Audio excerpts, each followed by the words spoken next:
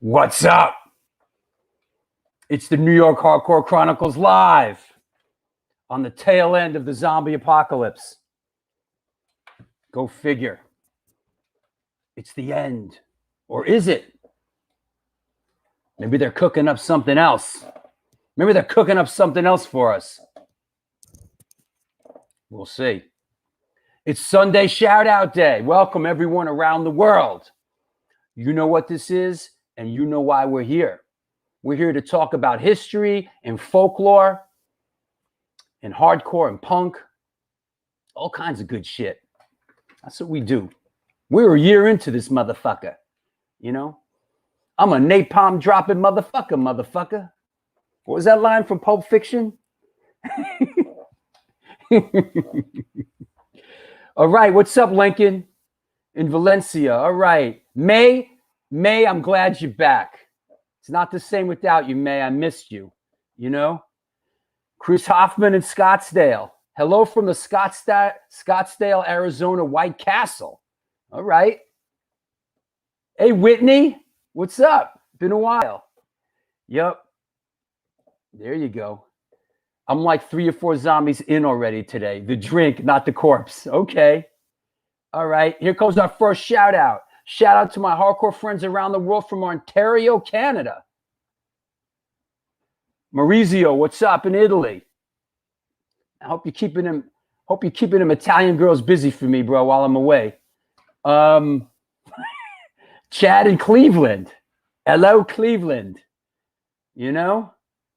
By the way, this is the New York Hardcore Chronicles Live, and we are sponsored by New York Hardcore Comics, The Organic Grill, The Texas Silver Rush, Chain Reaction Records and Skateboards, Your Core Hardcore Fan Page, DTFM Vinyl Distro, and I know everybody's excited.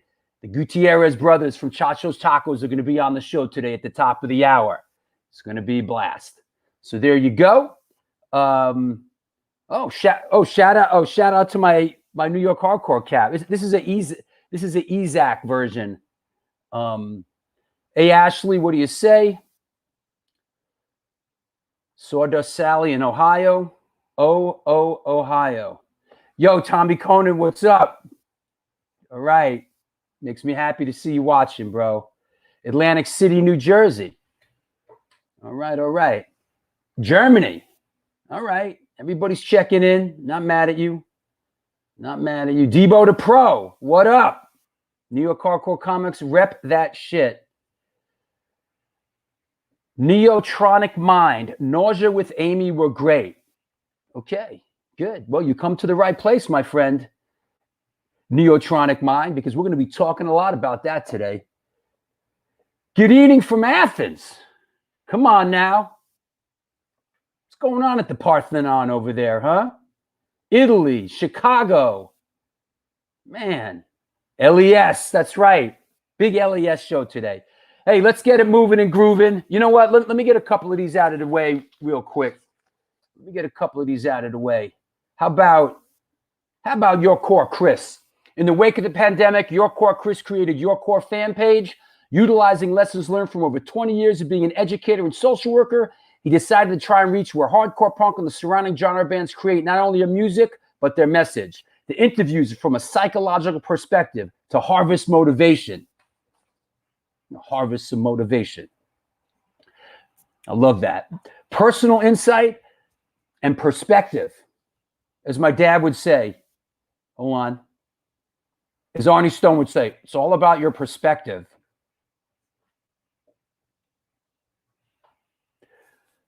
Like the one thing you don't want to hear from one of your parents is it's all about your perspective. Please reach out to them at Facebook or Instagram. If you have content to share, you want to promote your band, Your Core fan page. And also, while we're at it, Organic Grill. Everybody loves Organic Grill, and it's opening up. I was eating there the other night. Yo, Organic Grill. Come on now. Organic Grill's a vegan restaurant. I can almost do this by memory.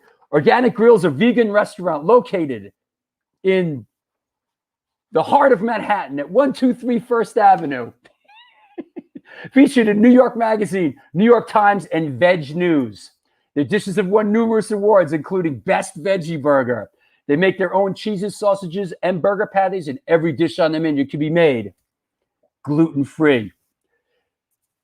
This year, they're celebrating their 20th anniversary, and they're having a great time while enjoying amazing clean food. After 3 months of being closed, they're now open for deliveries. Get in touch with them and order some great food at www.theorganicgrill.com. You know what I'm saying? What's up? What's up, Buster Bike 26? What do you say? What's up, Allin? What's up, everybody? Man, you know what? I'm going to say this. I got a good feeling about today's show. Whenever I say that, I'm usually hey, Johanna, happy birthday, hon. Happy birthday, Johanna. I know you and your gang had pizza. What's the pizza place you were at? What's the pizza? Amore. What is it? Amore. Yeah. Amore's. How was Amore's pizza? Excellent. And it's right in Astoria. Amore's Pizza. Amore's Pizza is. It's not in Astoria by Whitestone Bowl over there. Yeah. Yeah. That's right by where I work. Listen, yeah. You know what used to be over there when I was a kid? Adventurers Inn was across. I remember Adventures Inn. Yeah, man. Come on now. Yeah, that's Flushing. Is that Flushing? She says that's Flushing. Yes, Flushing. I work in Flushing. That's right. I'm mixing everything up. That's all right. Jesus Christ. What are you doing today over there, man? I don't know. You know? Jeez. Whoa. Come on now. Let's do photo of the day, huh? Let's do that. Let's do it. I'm ready. You're ready. We're ready. Photo of the day. Here we go. Wrong answers only, please. Okay? Here we go. Photo of the day. Boom. Huh. What do we got here? Interesting. Huh. Wrong answers only, please. Here we go. All right. So, yeah, Adventures Inn was the shit back in the day. Yep. Bill Cashman checking in. Whoa. C-Squat represent. Bill Cashman. All the squatters are coming out to watch the show with today's guest. Okay. Is it Johnny Depp? Is it Vanilla Ice? Is it Drew? Listen, man, we just took band pictures yesterday. That's not me. Is it New Kids on the Block? Good one. Here's a winner. Is it Lady Bunny? Good one. Is it Jim Carrey? Good. Is it Ian McKay? Is it Tim Armstrong spoken word? Doesn't Tim Armstrong have like a big beard now? Yeah, he does. Yeah. Is that Sylvester Stallone in the front row? Is it John Brannon in 25 years? Billy Psycho, what's up? Billy Psycho, is it Henry Rollins? Is it Gigi Allen? Is it Right Said Fred? Everybody, all right. We got some, all right. Gigi Allen. We got some funny motherfuckers out there today, all right? Is it Bill Murray Life Aquatic? Is it Sugar Ray? That was a good movie. Was it? I never saw that. Steve Zissou, his name was. Is it Lady Miss Keir? Oh, Groove is in the Heart. What was that? Groove is in the heart. Delight. Groove is in the heart. You remember who played bass on that? Was it Bootsy Collins? Yeah. Bootsy Collins. Yep. Is it Joey DeMeo from Manowar? All right, that's good. All right, there's another one you sent me, right? Yeah. We can't get through a show without Manowar. Manowar. Slave, death to false metal. Okay. That's it. Okay. Oh, well, I know who this is, man. Here's a clue. He's dynamite. Right? Is it Steven? Is it Woody Harrelson? All right. How about some right answers? Let's do right answers now. Let's Does see. Anybody know? First off, I think it's safe to say that this is the A7, right? You could tell by that mirror. Yeah. Yep. Oh, yeah. Is it Veruca Salt? Is it CC DeVille? That's a good one, Pete Campbell. That actually kind of does look like I think CC DeVille is from Brooklyn. I think he is, actually. Oh, come on. Some right answers. Oh, wow. Tony T-shirt. Sawdust Sally. Tony T-shirt. Could be right on. Anybody else? Come on. You friggin' people, you New York fucking hardcore. Yeah. Enough with the... Is it Gary Busey? Good. It's kind of funny. Funny, not funny? Funny. Is it ultraviolence? All right, she got it. Finally. I mean, people... Shout out to Sawdust Sally on that one. Yeah. All right. What do we got here? All right. Yeah, Bill Cashman, UV, ultraviolence. This was, in fact, it's crazy as I'm thinking of it. This was the A7 35th anniversary throwback show. And this is already 6 years ago. This is, in fact, like this week. It was March 25th, 2015. And the lineup was, well, you had Jimmy G DJing. You had the Ultraviolence. You had Killer Instinct, the Undead, Urban Waste, and of course, headlined by Antidote. Yeah, we crushed it. Yeah, man. that was a hell of a show. Yeah. And this is again, this is already, so now if this is the 35th, so that means we're 41 years into A7. Last year would have been a 40th anniversary. Here's another one. Here's another one. Hold your horses. Okay. There you go. There you go. There's the plaque. There's the plaque behind him. What? I forgot what's the bass player's name? Nice fella. I can't remember his name. I can't remember either. All right. Yeah, All right. This was, yeah, I mean, last year we would have been able to have like a 40th anniversary show, but we had no shows. Yo, fuck 40th anniversary shit anyway. Yeah, that's it. We'll do the 50th. You know what? Let's do this. You know what? How's this sound? Fuck the past. The future. The future's ours. What do you got? What will he find out there, Dr. Zayas? His destiny. You know what? What was that crazy Dr. Zayas shit you sent me? Oh my God, it's hysterical. I saw He's got his own talk show now. That's crazy, bro. That's crazy. Chef for the future. All right, let's talk about this. Let's talk about this right here. Boom. Let's talk about the next 6 shows we're doing. All right. Wow. You know, I took a peek at this before and I was like, damn, that's stacked. That is bananas. You know, first up, a week from today, Sunday, April 4th, which is Easter Sunday. Yep. Listen, this was a long time coming. Mr. Al Baril from SSD Control, Engage. A couple days after that, keeping on the old school American hardcore tip, Billy Psycho from the Psychos. And then a couple days after that, the Reverend Paul Bearer from Sheer Terror and Joe Coffey. A week after that, Danny Schuler from Biohazard, Pick It Up Deluxe.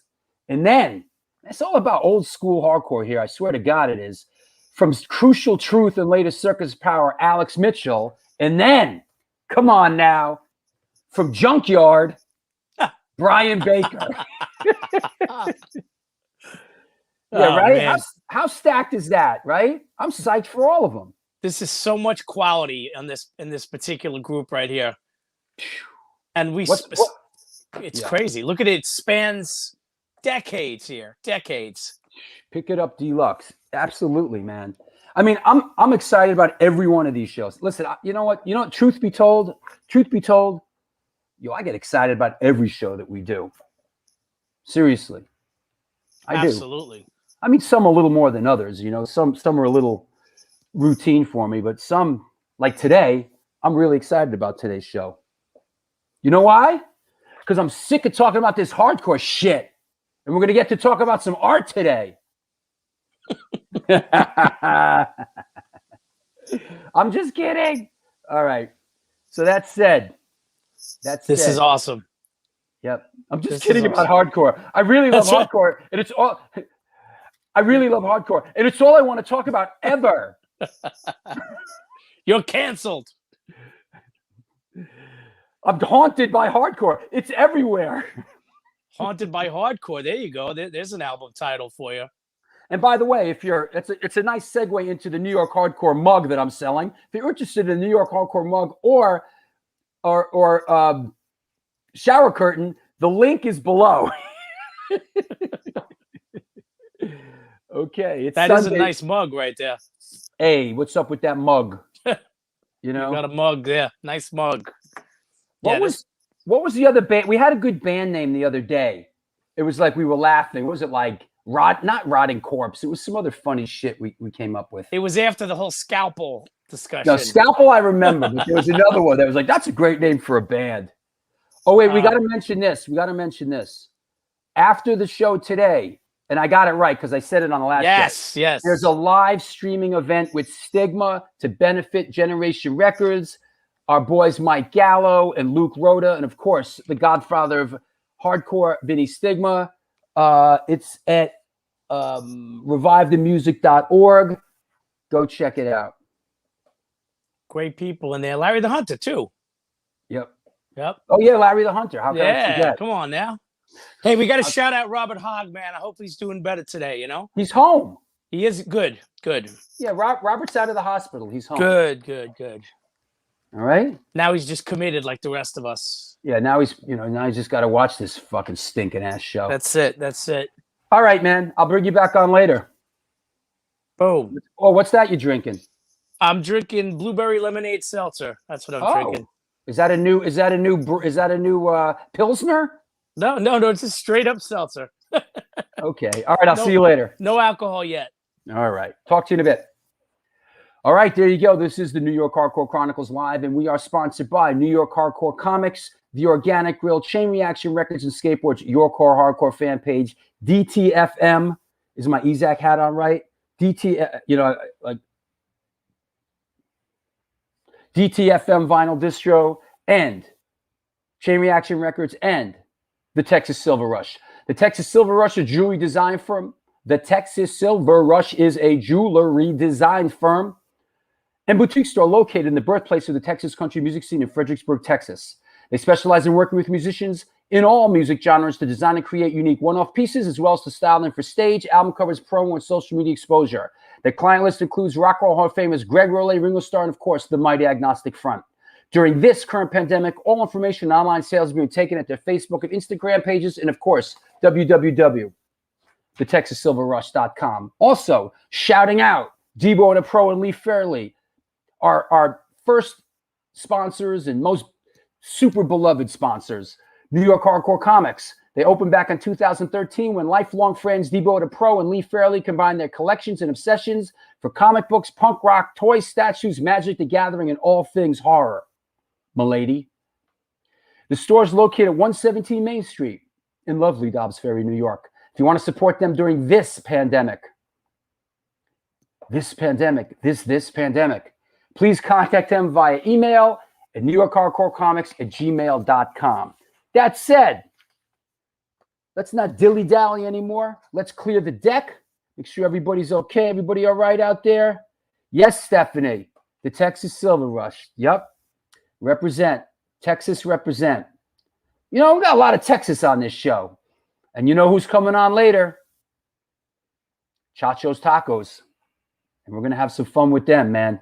Always. The Gutierrez brothers. So that said, let me see. Everybody behaving themselves. Rick to Life's not in the chat room today or anything like that. Okay, everything looks okay. I gotta peek in once in a while, Rick to Life might infiltrate again and start up. There you go. All right, everybody's cool. I want tacos. Well, don't worry. We're going to have a big taco get down when the brothers come on. So let's clear the deck. And here we go. Today's guest is an illustrative painter hailing from New York City's Lower East Side, born and raised in New York City's Lower East Side in the juxtaposed gonzo pop vein. As a musician, he is known for his work with the bands Morning Glory and Thorn, but is perhaps best known as being the founding member and bassist of the New York City crust punk band Nausea. Please welcome, coming at us from New Hope, Pennsylvania, Mr. John Jesse. Hey, man. What's up? How are you? going on? Thanks. What's that? What do you got there? That's Lucy. Hi, Lucy. She left. Lucy's like, what the? She left. She's good. What's happening? How are you? I mean, how's the zombie apocalypse treating you? How'd your life change when the shit hit the fan? Yeah, well, you know, I just keep it on the down low because I'm like a little of a high risk, person, like a little heart thing. So, but you know what? Like, I've been a painter for like the last 20 years, so like I've been training for this my whole life. Staying at home, and Yeah. so it's all right. Yeah, I mean, I like being home alone. Like it's a good excuse not to deal with shit. I like it. I mean, I was a latchkey kid, like an only child, like when I was a kid. So I was like, I like being alone. Some of us really dig it, man. I mean, I think for some of us, like, I'm a little freaked out about having like the world getting back to normal. I kind of like it like this, I kind of got used to it, Yeah. Kind of miss like going to the movies and going to see a show once in a while and eating out regularly, People are calling for book Lucy for her own show. All right. See, Lucy's a hit already. Laura, our good friend and supporter, Lori Dawn, artists are loners. I don't know. I mean, for the most part, right? Yeah. Yeah. Hey, so you said you grew up an only child. You were born and raised in the Lower East Side. Tell us about it. How did you come up? What was the environment? I guess I just recall, like, by the time I was 8, because back then you can just go to school, like parents would let you go to school by yourselves, which they would never do now at 8 years old. So by the time I was 8, like my memories flash back to just walking to the bus stop and then having to like cross lots of rubble and burning oil cans, or like cops pulling out like dead junkie teenagers out of the lot. And that was like my memories of going to school or coming back home from school. It's just like, like when that one scene in Sid and Nancy, when Sid and Nancy are in that empty lot. That's basically what the neighborhood looked like everywhere. I got to shout out Jezzo. What's up, Jezzo? Thanks for stopping by. Talking about the Lower East Side, and and Drew Stone ex-girlfriends. Yeah, exactly. That picture is exactly what the block looked like. Every block looked like. Yeah. But I didn't know any different. So I mean, the only thing that I would see different is like I watched like the Brady Bunch or Partridge Family on TV, and like they had like the suburban life, and other than that, like everyone I knew just grew up like that, and it was fine. Now here's one that is literally like your corner. This is like 3rd Street between like I think B and C or C and D. Yeah. This is literally where you grew up. That's like 3rd Street between B and C is like basically where I had to go get the bus to go to school. Yeah. Go to Catholic school. So cut through that lot there. It looked worse than that. It was like a lot more rubble you had to cross over. And then like burning oil cans from the guys hanging out there all night, still burning from the night before. Crazy. And yeah, they were like needles. And then by the mid 80s, they were just like crack vials everywhere, all over the sidewalk. Well, that's when it got really scary. Is when the crack thing really started revving. It's one thing to have a couple of dope dealers, right? Yeah, crackheads get all crazy. Yeah, that's what got crazy. You went to where did you go to? Where did you go to school? I went to Catholic school in Chinatown. Wow. Yeah, it's still there, like Chinatown, Italy. Now you're you are Chinese. Come from a Chinese and Spanish family, correct? Correct. I'm like Chinese, Spanish, and Austrian. Austrian. Yes, that's Dad's side. Throw that in the mix, huh? Yeah. Okay. How did music come into your life? Like, did you grow up? Was there music in your household? Not really. Like at first, like a young kid, you're like into sports, and then when I discovered music, that shit was all over. Never fucking touched the ball again. Like I guess it was Kiss. You know, it was Kiss, like a lot of us at that time, you know, at that same age, you know, we're like 8 or 9, you know, and Kiss was on the cover of every freaking magazine, you know, and like Gene Simmons, the blood and the fire, like that was like something else. It's amazing how you could be living in the middle of this, and yet, and yet, Kiss speaks to you, right? Hold on, I got another one. I got a bunch, you know, in this, right, in the middle of this shit, and yet Kiss, you know. But like on the streets, you would hear salsa or like music or disco. You know, well, disco is kind of over by before memory, but like you hear like funk music or salsa is always in the street. At what point did you? I mean, you went to high school, right? Did you get through high school? I went to school for like a year and like 3 months. Wow. Then I dropped out and formed the band. That's it. How old were you when that happened? 15. 15. Yeah. Well, here's my last Lower East Side picture. Okay, one more. Just because they're so great. I have so many. And no one ever believes like they can't picture it. Yeah. That's B, I think. Yeah, that's like 6th Street. I think Michael Gira and Jarbo from the Swans lived right upstairs from this place. That's on 6th Street. Wow. And next door was like a rehearsal studio. I remember being in there one time. The Bad Brains were rehearsing in there. Was that Tu Casa? Tu Casa, right? Yeah. Yeah. They had like the worst equipment, but it was cool. Oh, that place. Yeah, I know. We used to worse than Tu Casa. We used to rehearse at Giant Studios because it was like so deep, and like everything was broken. I remember one time Missing Foundation rehearsed right before us, and everything was like destroyed. There was like fist punches through like the tom-tom. Bro, I remember Giant Studios was $6 an hour. It was $6 an hour. We recorded a demo there. It was like $10 an hour. It was that place. Yeah. Yeah. It smelled like vomit. It was awesome. Yeah, but there was that one guy who worked there who could play like this key. He made this bass and a keyboard. Oh, is that Jezil chiming? Is that Mario at Tu Casa? It might be. Like, you're talking about Giant. You're talking about Giant. Giant Studio. Man, they used to be all those studios. Remember, like Giant, Joe Sandra. You know, there was a million of those studios. You'd go and spend a couple bucks. One of them. Because like after a while, we started getting banned from some of them because we were so freaking loud. You know, like I don't think we blew anything. I don't remember, but like like they like we just popped into different studios, and none of them had good equipment back then. Now you go into a studio, it's like Marshalls and SVTs. Yeah. You know, and like Tama drum kits, but it wasn't like that then. It was like the worst shit ever. The drums were the worst. The worst. They all looked like they were just like fucking played with like a hammer. Fucking horrible. Yeah. So butts everywhere. I think this is about That's across the street from CB's. That's what? That's across the street from CB's. Okay, so how old are you here? 17, 16, yeah, you think? Next to me is BJ Rose. He's still around. I remember him. That pro store in St. Mark's place called Freaks. Right.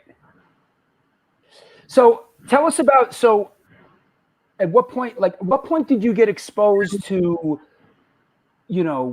punk, or like what came into your orbit that inspired you to create a band, start a band? Well, like when the Sex Pistols came out, I saw it on TV, but that didn't really launch me into it, because I was like a really little kid. That was like in the late 70s. And then, but in the streets, because like my mom would just walk me up and down St. Mark's sometimes, and you would see those old punks back then with the wraparound glasses and, sure, like early punks. And it was like pretty fascinating. And you see them around all over the place. But like in the early 80s, I started seeing like hardcore kids or see them on the bus sometimes. And, and then like just when I started just buying records, or like my first show, I think was like in late 83, because I'm not like an A7 guy, and I never, like I was pretty young. And, it might have been GBH at Gildersleeves. Wow, that's a good one. That was 1980. Yeah, that was the only show I saw there. That was it. By the way, Jimmy G from Murphy's Law checking in. He says yes, Tu Casa had a stage. Yeah. Really? I don't remember Tu Casa had a stage. But maybe okay. That's when the Bad Brains were in that day. Right. So yeah. Yeah, I just like went to shows. I wasn't in the scene yet, you know. Like I went to like some shows at CB's and like Old Rock Hotel on Jane Street. Oh, sure. You Yeah. know, like which was Yeah. like the best. You know, that was like my favorite. Yeah. But that's actually where I met Amy too. Because I think I met Amy on the day I was just like I was fucking crazy. I was such an angry young kid, you know, like after going to Catholic school, growing with a mother with a very heavy hand. You know what I mean? And you know, and I was. Amy just says like, "Hey, what's up?" And then so I go, and then like I was just crazy. I was on drugs or some shit. I just jumped on a car that was like driving up the street and like smashed a fucking bottle on their fucking windshield. And then me and Amy became like best buddies right after that. She loved that kind of shit. Like, And you guys are still close, right? well, I don't speak to her as much. Roy speaks to her a little bit more, you know, but she's around and well, you know, like people ask every day on all the Nausea pages, "Where's Amy?" And I just usually just keep silent, you know, and that usually makes people just like unfollow you, you know, because you don't answer them. But like, Yeah, you know, some people want their privacy. That's it, you know. And then, contrary to all rumors, she's not a Republican. she's not what? She's not a Republican who works for the government. That's like a huge God. rumor. You know, she's like in the medical field. You know, she lives on the East Coast, and that's all. And she's live and well, and looks exactly looks as young as she did back then. Good for her, man. Amazing, healthy, you know. So what was the big impetus to like let's get a band together?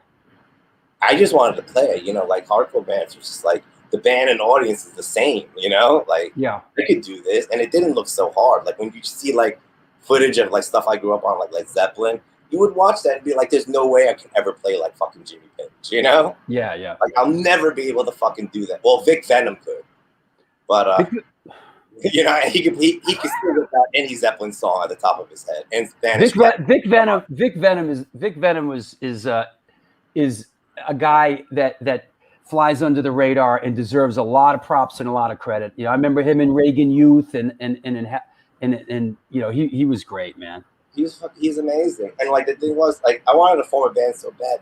I was like hanging around with the guys in Sacrilege a lot, you know, because they were like, the only like peace punk band back then, right? So like, you know, and when they broke up, I wanted to form a band.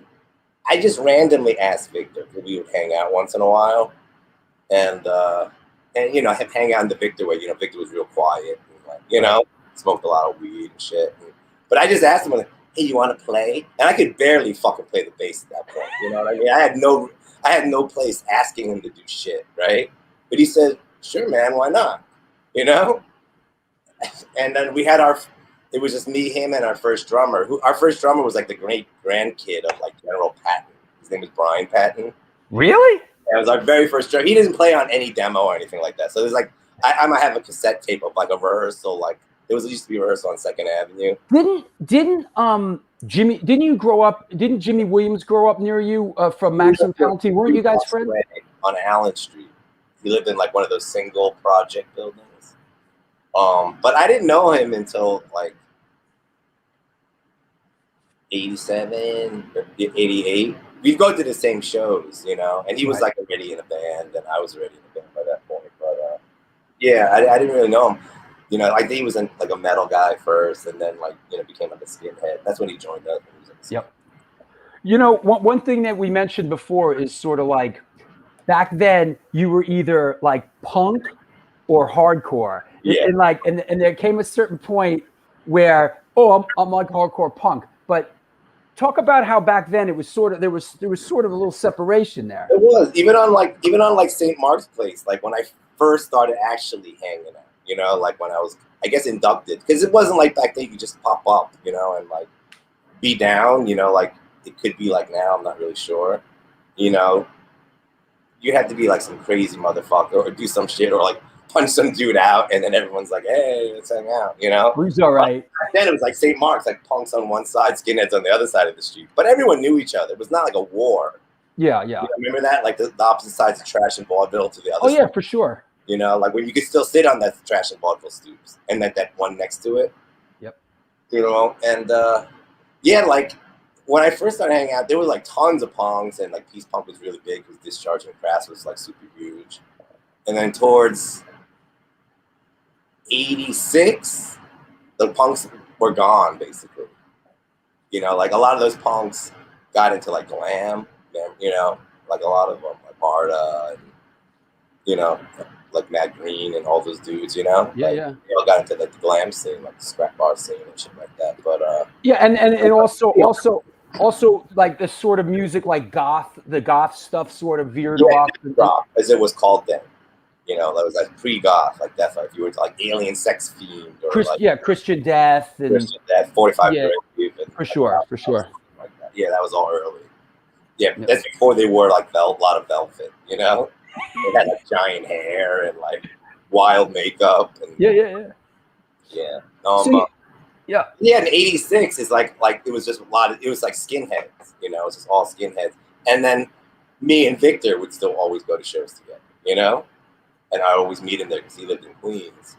So it was just us two. But, you know, it was cool. Everyone was fine. You know, I never had any trouble with any. But the only fights that usually happened was, like, when the random metalhead would come down, you know, and then act like an asshole. And then there'd be a fight, you know? Yeah, that happened back then a little bit. Yeah, there was, like definitely more fights. You know, like, every week there was something going on. But, like, it wasn't as, like, blown out as, like, you read on Facebook groups, you know? Like, yeah. So you get Nausea rolling, right? And I guess it's sort of the original app. And I was looking in the archives. The first thing I have is October 4th, 1986. So I guess this is pretty close to the like one of the original line. And this is interesting because this is, let me clear the shit out of the way here. This is at the Tompkins Square Park. That's our very first show. That's your first show? Yeah. In 1986 is when we started playing. We were like rehearsing in '85, but we didn't want to come out till we were like super tight, you know. And Dog. That's like Tommy Dog's band. Remember Tommy Dog? I don't. He was like around. I don't know. Well, I remember the Stereosonic MCs. Yeah. I mean, I think that's a really eclectic bill you have here. I remember the Crunch too. They were like they like dressed like Led Zeppelin and they sounded like Led Zeppelin, but they were from the neighborhood, which is super weird. but there's a Zeppelin song called The Crunch, so that's perfect. Yeah, that's right? exactly that. That's it. They were decked out like Jimmy Page and Robert Plant. That's awesome. And so this is Rock Against Relocation. I guess by '88, really. I mean, as a Lower East Side resident, like was there a moment like where you sort of saw things turning like wow, gentrification's coming? Was there like a moment that like a watershed moment for you? There was, you know, like remember like the pizza place across the street from Tompkins Square Park. Like right after that closed down, right across the street. I remember standing on the street corner. I can't remember who I was with. Might have been Vic. Might have been James Contra. And Alexa, I think, was there. But they were trying to open like a Gap Kids store in '85, right? Where on St. Mark's and Avenue A? Yeah, they had like the glass all put up and then says coming soon Gap Kids. And I would hang out like every night because I only live a few blocks away. Right. And we would just throw like a 40. Well, they didn't have 40 ounces then. They only had quarts of beer then. And we throw like a fucking 40-ounce bottle right through the window every day until the point where they just couldn't take replacing windows anymore and they never opened up. Wow. The neighborhood wasn't ready for it. All right, that's kind of awesome. You know, and like that actually worked. If that kept going, maybe, you know, because by '88, gentrification hadn't actually happened. The only change was like the Christadora condominiums, you know? Right. I remember going to demonstration against that. But during like 85, 86, 87, you know, all the way up until like the 90s, you know, it was still the Lower East Side as we knew it. And especially down where you were living, right? Yeah, it was still the same. You know what I mean? It's like recently, you know, when I was on the rooftop of C Squad recently, and you know, when you look at the tops of the buildings, it still looks like the Lower East Side. When you know you're on top of it, like all the old, you know, structures still there, you know, and then maybe breathe nicely, you know, because when I walk the streets and look at what everything used to be and what it is now, which is like some cafe or sushi bar or some boutique. You know, like you get all this resentment, you know? And also, of course, Tompkins Square Park. And when I looked at that flyer, it reminded me, and a lot of people don't know this, is that Tompkins Square Park, you used to have a band shell. Yeah. And that's where the shows were. Now, a lot of people know, you know, we've done a couple shows in Tompkins Square Park in the past couple years. Oh my God, look at that picture. And this looks like you guys, like the show you played. Oh, one of them. That was a later show. This is like 1990 or something like that. Fucking nice band shell they had. Yeah, they had an excellent band. But see, by like the thing with the cops and the Tompkins Square riot, like there were like these levels on top above that white thing under where it says human rights. That's like a loft, right? Yeah. And in the 80s, there was like fucking like 24 homeless people living in the band shell, like all no shit, all comfy, but bothering nobody. And then Right. the area where you see that little dog's butt and like some people over here to the left.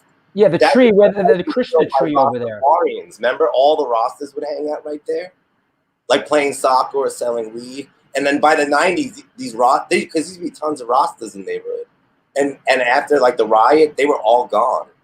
Yeah. You never saw Rastas in the neighborhood again, really. I remember Antidote played the band shell in 96, 7, 8, something like. No, it was. Yeah, it might. I'm not talking about 90. Excuse me. It was 84 or 85, actually. Shit. Yeah, and I was at the mic, you know, blah blah blah blah, and cop came up to me real quiet, walked across the thing, and said just one.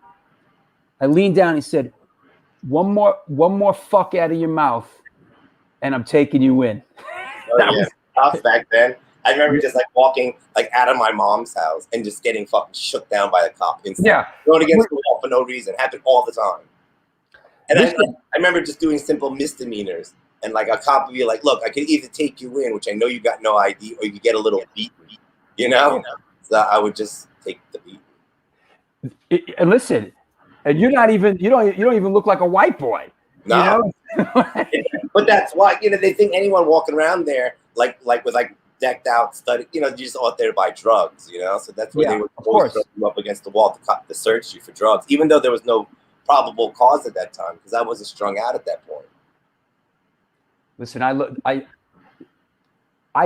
it says like white boy on my forehead, man. So anytime I was down there, it was like white boy. I know. Because remember, like, even though like when we hang out at Tompkins Square Park in like the early mid 80s, we didn't like walk down into the park if you lived on like Avenue B. You go around it.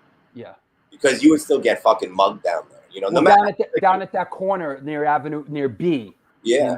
You know? Yeah. Like we stayed on our side of the park and other kids stayed on the other side of the park. I don't know what went down there because I don't walk through there, you know, because you did it. Also back then the neighborhood was a little more turf because remember like there were all these like punks and skins from like Washington Square Park who would never venture to Tompkins Square Park in the earlier 80s. You know what I mean? Because it was territorial, because that's how we grew up. You know, there was turf back then. Yep. You know, there was also like the Central Park there, skinheads and punks too. And you never knew who they were. You would see them at like a Rock Hotel show, because that's a big show. But you'd never see them at like a lot of them at matinees or ever on Avenue A hanging out. Jimmy G from Murphy's Law says, I played for the Hare Krishnas in the band shell. Right. Here's Charlie Crespo. What's up, brother? Hope you're well. Love that photograph of the Tompkins Square Park band shell. I have not seen a photo of the band shell in years. Reminded me of my childhood. Yeah, you know. I got a couple of them. But you know what? Here's a shot. Because I used to play as a little child in the playground. And then I graduated to the next section, you know, the benches, right by the Avenue A side. Right. Now, this looks like you guys are playing in the band shell here. Yeah, that's the band shell. That's in 91, 90. So that's like 2 years after the riot. And like, I guess they didn't really tear it down till later, but like you could not, but they had already set the curfew at that point, I think. Yeah. After that riot, there was like a curfew. I think it was 10 or 11 p.m. Like everyone was evacuated, all the homeless. It's a great picture. Yeah. Yeah, well, that whole cool, like. So, you know, this is, I know we're bouncing all over the place, but that's kind of what we do here. Yeah. Sometimes there'd be other shows like on the weekends there, like not punk related. You know, they would have like Latin music or like some reggae band or just some, you know, it was cool. Yeah, we still do cool stuff in the park. But there was a community, man. Like we could hang out with Rastafarians and homeless people and like all these other. No. You would hang out up there, up at the chess tables up near Avenue Way. That's where you would. Where Hot Dog hangs out. Yeah. Now this sort of ties in. Now this is a flyer that you made. A couple of, and this sort of ties into what we're going to get into later, which is your artwork. But let's take a pit stop here. I mean, you started kind of with your artwork here. Talk about your early artwork and who inspired you. Sean Taggart. When Sean Taggart did Cause for Alarm record or all the early Chromax flyers, I loved that shit. Like to me, that's what like the New York hardcore artwork looks like. Like a collage of fucking chaos and skinheads and punks being fucking, and justified by the police, the court system, because it was a benefit for Roger. But I had started doing flyers just for Nausea because I could do it, and every time like there was a show, everyone just stares at me, so I would do it. But I was more out, and I didn't do a lot of them because I was more into just going out, Oh my God, it's a really old one. Yeah. I could see the Sean Taggart influence in this. Oh yeah, totally. Like I that's what I thought. That's the way it should look, Yeah. Or like the Circle Jerks guy by Sean Carey. Is it Sean Carey? Yeah, Sean. Yeah, Kenny. Yeah. Yeah, like that. All that kind of stuff. Or like Mad Mark Rude. Oh hell yeah. Like that was like, that's just punk artwork. It should always be like black and white. Either stippled or whatever. Like that was just true punk. I like this. Punks and punks unite. What was Charo's Hall? Charo's Hall was a community center. It was cool. It was pretty big. I can't remember clearly. I think I even seen Virus play there one time in one of their last shows. I remember because I went with Jenny Lush. Remember Jenny Lush? Mm-hmm. And we got real drunk, and I remember I puked right in the front of the stage while Virus was playing, like a lot. And, that was like '85 or something, and they had played there because like they were like one of my favorite bands. What as far as the art, like the early art, any background? And did you have any art background training as a kid? Anything? I went to art and design high school for like 1 year. Oh, the plot thickens. Art and design, huh? Yeah, but I didn't like learn anything. They taught you how to I took a calligraphy class. I took anything I think I could get an A because I hated school so much. Right. And like a drawing class, like a charcoal drawing class, Drawing was something I just do when I was like a tiny kid. It was just something I could just do, And then since I was home alone all the time, my mom always worked, and I came home to school by myself. I just watched TV. I watched like Spider-Man or the Batman, the Adam West Batman, and I would just draw them all out, with like no reference, and it's just something I could just do. And also like I gotta say at this point, just in chronologically, let's say you're 20 years old. Didn't you had a son at a very young age, correct? Yeah, when I was 20. 20. Yeah. Oof. Yeah. Wow. His name is Keegan. I think he's listening. So what's up, Keegan? Yeah. That's pretty incredible to you had artist. What's that? And he's an artist too. He's a tattoo artist? What is? He's a tattoo artist and also a fine artist. And he plays guitar and bass in some bands too. Well, there you go, huh? Yeah.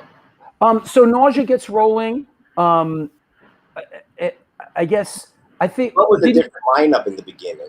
Yeah, Neil sang originally, right?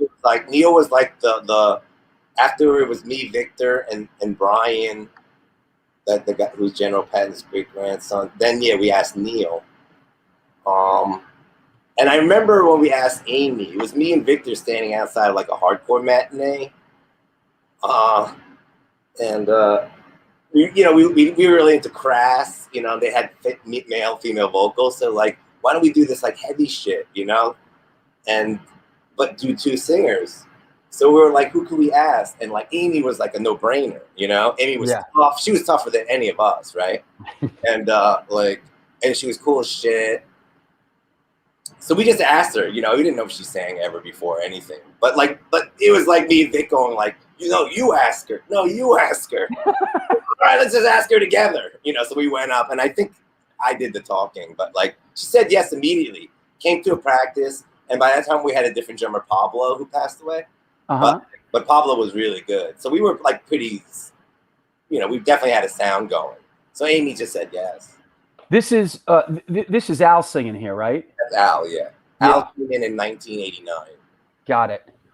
And like, I'm just curious musically, like, how did the lyrics work? Male, female? How did stuff get split up? Did they how did that sort of work out? Well, that actually ended up being like the problem, I think, with Amy leaving, because like the guys in the band were primarily, Amy did write lyrics, but like primarily like Al was really good at it, right? Mm-hmm. He could tell a story about like politics, but not be like, fuck the cops and this and that. He would tell us, make this big picture, and they just, when there was something good that they lyrically wrote, they just didn't split it with Amy enough. So some of the shows, well, all the shows, there's like sections of the show where Amy's just standing by the side of the stage, and looking back now, that was bullshit, Yeah. Because that was Amy was there before Al, right? Right. And was there together at the same time with Neil, basically. So, but like Amy, I guess, had a problem with it for a while, I think, and then like one day she just like, whereas it was at practice, and then just said, I'm quitting. And you know how people back then, they didn't really talk a lot about their feelings. Mm-hmm. We were like no different, so like we never hashed that out. Like she left kind of not really giving the full explanation, and we were just kind of dumbfounded. That sucks, man. And then there was like no manager, because like punk bands just didn't have managers then, right? So like there was no one to bring everyone together and say, let's talk this out, let's figure this out. We just kind of moved on. And I'm assuming all this happened sort of like you guys put out you put out the demo, the LP, a couple of 7-inches. I mean, you went and toured Europe. I mean, that's a lot to have on your head, right? Yeah, I mean, we were constantly out there, also like and we only ever toured in a van, packed with freaking Marshalls and guitars, and right. A roadie who's Jim Martin, and like a tour manager, like that alone, like every time we went on tour was like 2 months at a time, and we're constantly on the road. And eventually we just didn't get along, and there was no glue besides ourselves to like, there was no way to keep ourselves together or unified after a while. Just fighting, over stupid shit. Never anything fucking good. Never anything even band related, really. Listen, I said it before and I'll say it again, man. Back then, touring in a van, I don't care who you are. After a couple weeks of that, I'll hate anybody's guts that I'm stuck in. It's and especially when you're young, I don't. And in retrospect, it seems really silly, but it's crushing. It's difficult to do, man.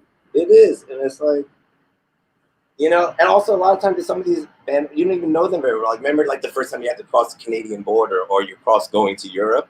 Yeah. They say some name like Joseph blah blah blah last name, and then the guy next to you gets up because you've only known this guy as like his name and last name nickname, Right. And this guy and everyone they call some name, and everyone in the band's looking at you like, who, Yeah, AJ Morocco says they did that European tour in 1991, and then when they got back, they just disappeared.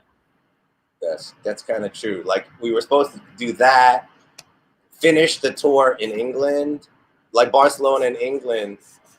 We were just basically on the verge of breaking up at that point, so we just went home, and we did play a bit. We didn't break up after that. Like Amy was still in the band for a while. I want to point out here that, of course, on the top right, that is the drummer who came into the band a little bit later on, who went on to quite a proficient career as a musician. Yeah, like with the addition of Roy, we just pointed out, and Al, like our sound transformed, you know? But when we were at Neil, he would just kind of say like, hey, you guys are too metal, you know, you get into metal, you know, just want to play like straight up punk or something like Conflict or something, which is fine. But, you know, we kind of just want to expand the sound. You know, we were tuning lower. You know, I mean, we were like tuning the D like in the late 80s when people didn't do that really, you know? Yeah. I mean, that's down there, yeah. Yeah, big distorted bass, you know, like a lot of tom-toms, double bass, you know, but we still wanted to sound like, make it sound punk.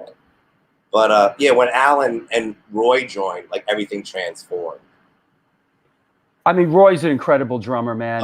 And it's just, there is some justice in the world when a guy like that goes on to have such a proficient career, you know, as a musician. He went on to play in Soulfly and Amebix, and he's not in Slipknot now. He's in Stone Sour. Stone Sour, right. See, Roy had the last laugh because when we moved to New York City, Roy was like really little and so people would like goof on him a lot. You know what I mean? Yeah. So Roy really had the last laugh, you know? Because like Roy really made something of just playing freaking drums, you know? Like he really made a name for himself, you know? And I'm like super proud of him, you know, because that's awesome. He had to earn that shit. He had to earn the respect before, you know? Yeah.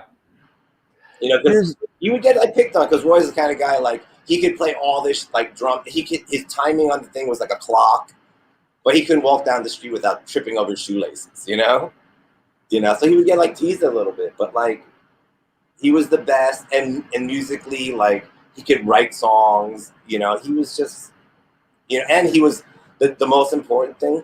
He was fucking easy to be around on tour. Yeah, you know, like I don't think Roy had a single quarrel with like any member or anyone with him. And that says a lot. Well, it goes a long way. It goes a long way. And not huge head, but big like personalities, you know? So like there's not a lot of room in that van for all those fucking giant heads, you know? Well, it's a testament to also what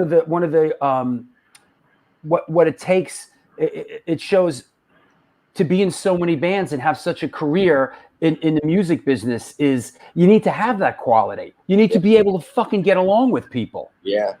Yeah, and I think Roy gets those gigs because not only like he's fucking top notch and like can learn fucking a whole set like that, he's cool, man, you know? Yeah, you know, because like the next band, like me and Roy played it together, you know, we just kept playing because I love being around him, you know? Yeah, let's segue to that a second, but I just want to throw in here, Netronic Mind says, saw Nausea live in Lodz, Poland, May 14th, 91, amazing show. Yeah, Poland was a crazy place to go. Like I bet. You know, it was like 1991 or something. Like it was like bands weren't going there prior to that. You know, we were the very first few New York punk bands to ever make it that way. Yeah, it was crazy. I mean, like. And there was no internet. So, like, mind you, we get to the venues. The graffiti on the wall says, like, Pink Floyd, Jimi Hendrix. You know what I mean? I don't even think they got the Appetite for Destruction record yet, you know? Like, yeah, they're still listening to Uma Guma and Band of Gypsies. They didn't get the wall yet, right? but it was crazy because, like Poland was awesome because there were so many people at the show, like, starved for something different. And, but at the same time, the alcohol problem, I'd never seen anything like that.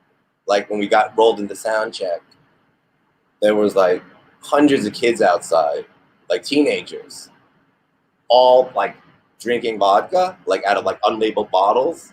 And then when we got done with sound check, all those kids, hundreds of them, all passed out in the street. Wow. You know, I mean, they all sobered up, I guess, enough to get into someone woke them all up and then dragged them in. But like it was like a serious issue there, you know. Like it was very poor, you know. Everyone drove the same white little car for blocks. You could see the same white car. Like the pollution on every building was black from all the soot. Crazy. It was crazy. I remember I went over there, not Poland, but even before the wall came down, I was over there with Biohazard in like 92 or 93. Yeah. They played like in East Germany, like, you know, and it was like another world, man. Yeah. It was another fucking world, When man. the wall came down, Yeah. like, there was no one in the city, right? Because everyone went to like West Berlin. Yeah. Right? But the punks didn't seem to leave because the show was packed. You know, and there was no cops anywhere. No cops would ever arrest you. You could make as much noise as you want. You could cause chaos in the streets because all the cops defected too. You know. You mentioned you played with Roy after Nausea. Musically, what did you do when Nausea broke up? Formed a band called Thorn, where like I played bass and sang, and Roy played drums and basically composed all the music, like on like keyboards and sequencers and old Akai samplers and stuff like that. And so it was kind of like metal industrial. Like we were tuned super low to like a low B at that point, you know. That's something we wanted to do like with Nausea, like tune super low. But, you know, like Victor was kind of against it. And he was probably right because it sounded so death metal. You know what I mean? Because like Napalm Death and all those bands were like that would B was their thing before like bands later tuned to A now, you know? Wasn't Thorn a Roadrunner band? We got signed to Roadrunner a little prematurely. Like we played 4 shows, and then our friend Sean Roberts like turned Howie Abrams, you know, to us, and then Howie signed us. You know, but what was cool, you know, like we didn't do anything. We weren't successful, but we got to record an Electric Lady, and that was the greatest thing ever. You know, wow. You know, Who produced it? Who produced it? John Travis. Oh, sure. Yeah, John Travis. Yeah, of course. Yeah, I think this was like his first like full production. Like he was in charge of everything. He got it in the studio because he was the owner, you know, and we were there for months, you know, and like treated very nicely by the staff there. Like staff at Electric Lady, it didn't matter if you were like scrubby ass, unshowered crust punks like us, or if you were fucking Angus Young, they treat you like a king, you know. That's nice, man. And we never got treated like that. We always got treated at how we looked, you know, like a bunch of dirtbags, you know, proud dirtbags. But like, you know, but people treat you a certain way sometimes when you're like that. But not an Electric Lady, man. You know. That's awesome. Yeah. Yeah. Like, that's great. Yeah, we were using like the vocal preamp from the Beatles' White Album, and like we were in the room with like, you know, the big mural was the main room, you know, recording there. I got a picture. Yeah. Like the hip that Jimi Hendrix painted the hippies. He paid them in coke, according to the owner. Is that right? Yeah. Listen, you know, I do a walking tour, a cinematic and music walking tour of New York, and one of the stops is right at Electric Lady because, you know, as a teenager coming down from the Bronx, we get off the train right there, come down, and in the vestibule, you know, we'd always smoke that's like it was right next to the movie theater. Remember that they play Pink Floyd, the Rocky Horror? Of course. Hold on. Let me go to the archive. Hold on. Yeah. But yeah, I remember as a little kid walking by Electric Lady all the time, you know, but didn't say very much out there. It would say Electric Lady has that round brick wall. Here you go, right here. Here's a shot of the A Street Playhouse after it closed, right next to Electric Lady in 1980. Oh my God. Remember that? Yeah. That's why I first saw Clockwork Orange there. No, Rocky Horror Picture Show was there fucking forever. Yeah. Outside there, I went to see it might have been Pink Floyd or Clockwork Orange. And outside is the first time I met Fee. Remember Fee? Yeah. Like she passed away a few years ago. She passed away, yeah. Yeah. But like Fee, I met her outside there. She had like big giant pink hair at that time. Yeah. Yeah, let me see if I got another one. Yeah, A Street Playhouse, man. Rich and Playhouse and St. Mark's movie theater. They used to let us sit there all day. Well, here's one. They play like Great Rock and Roll Swindle, and the guy would just let us hang out. I went and saw like Eddie Murphy Delirious there, and like midnight. You know, here's a shot of 8th Street, just so people on the other side of the world could kind of picture it. This is 8th Street in 1984. Yeah. So this was what 8th Street was like, you know. Yeah, there was Flip. Remember Flip? And then, right near the pizza place. Yeah, and across the street there was Poster Mat. Yeah, man. Because when I first got into music, I remember going to the Poster Mat buying like a police T-shirt, like a message in the bottle T-shirt or something like that. Yeah, here. Like English Beat T-shirt I had, you know. Yeah. And then like walked away, like 2 years later, I got my first Millions of Dead Cops t-shirt at Bleecker Bob. And I think Tony T-shirt made all those, right? Yep. Hey, I got to shout out a couple of sponsors. So, Yeah. and I want to bring the Gutierrez brothers on and talk some taco stuff. Take a break, take a breather, and we'll see you back in a couple minutes. All right, I'm around. Thanks, man. Well, there you go. I knew I had a good feeling about today's show. This is the New York Hardcore Chronicles Live, and we are sponsored by New York Hardcore Comics, The Organic Grill, the Texas Silver Rush, Chain Reaction Records and Skateboards, Your Core Hardcore fan page, DTFM Vinyl Distro, and You Asked For It, You Got It. From Corpus Christi, Texas, the Gutierrez brothers, Chacho's Tacos. What's up? Hey, what's going on? ¿Cómo está, bro? What's happening? Oh, just here checking out the show, enjoying it. Love it. Yeah. How's Texas? Is Texas opened up a little bit? Texas is 100%. How about that? That's what we're looking forward to. Ready to go. Where the band's at? Yeah, right. Meanwhile, we're up here. You know, we're still on half lockdown, but it's opening up a little bit. You know, it's getting there. Hey, tell us about what's in the box, bro. What's in the box? What's in the box? Can you see it? Yeah. Let me move the camera real quick. What we got here is the Almighty's Chacho's Taco. You see the large pizza box? This is what we put in it. Wow. You open that bad boy up, it's the size of a large pizza. So it is a 16-inch tortilla, flour at that, with 3.5 pounds worth of food in it. Yep. Does one human being eat that? We've had a few people come and enjoy it, or we have families come and eat out of it, which, a family of 4, it feeds a family of 4. Yep. Wow. And what's the shirt behind you I see on the right? What is that one? Grab it. We have a Chacho's Taco contest. This bad boy, if you can come in, sit down and eat it in 10 minutes, you will get that shirt, get the taco for free, and get a picture on the wall. Has it happened? Yeah, it's happened. We started it, like you said, when we opened up in 2001, and I want to say it's a guesstimate. My brother has more of an idea, but I want to say maybe around 25 people have finished it in the 10 minutes. Yeah.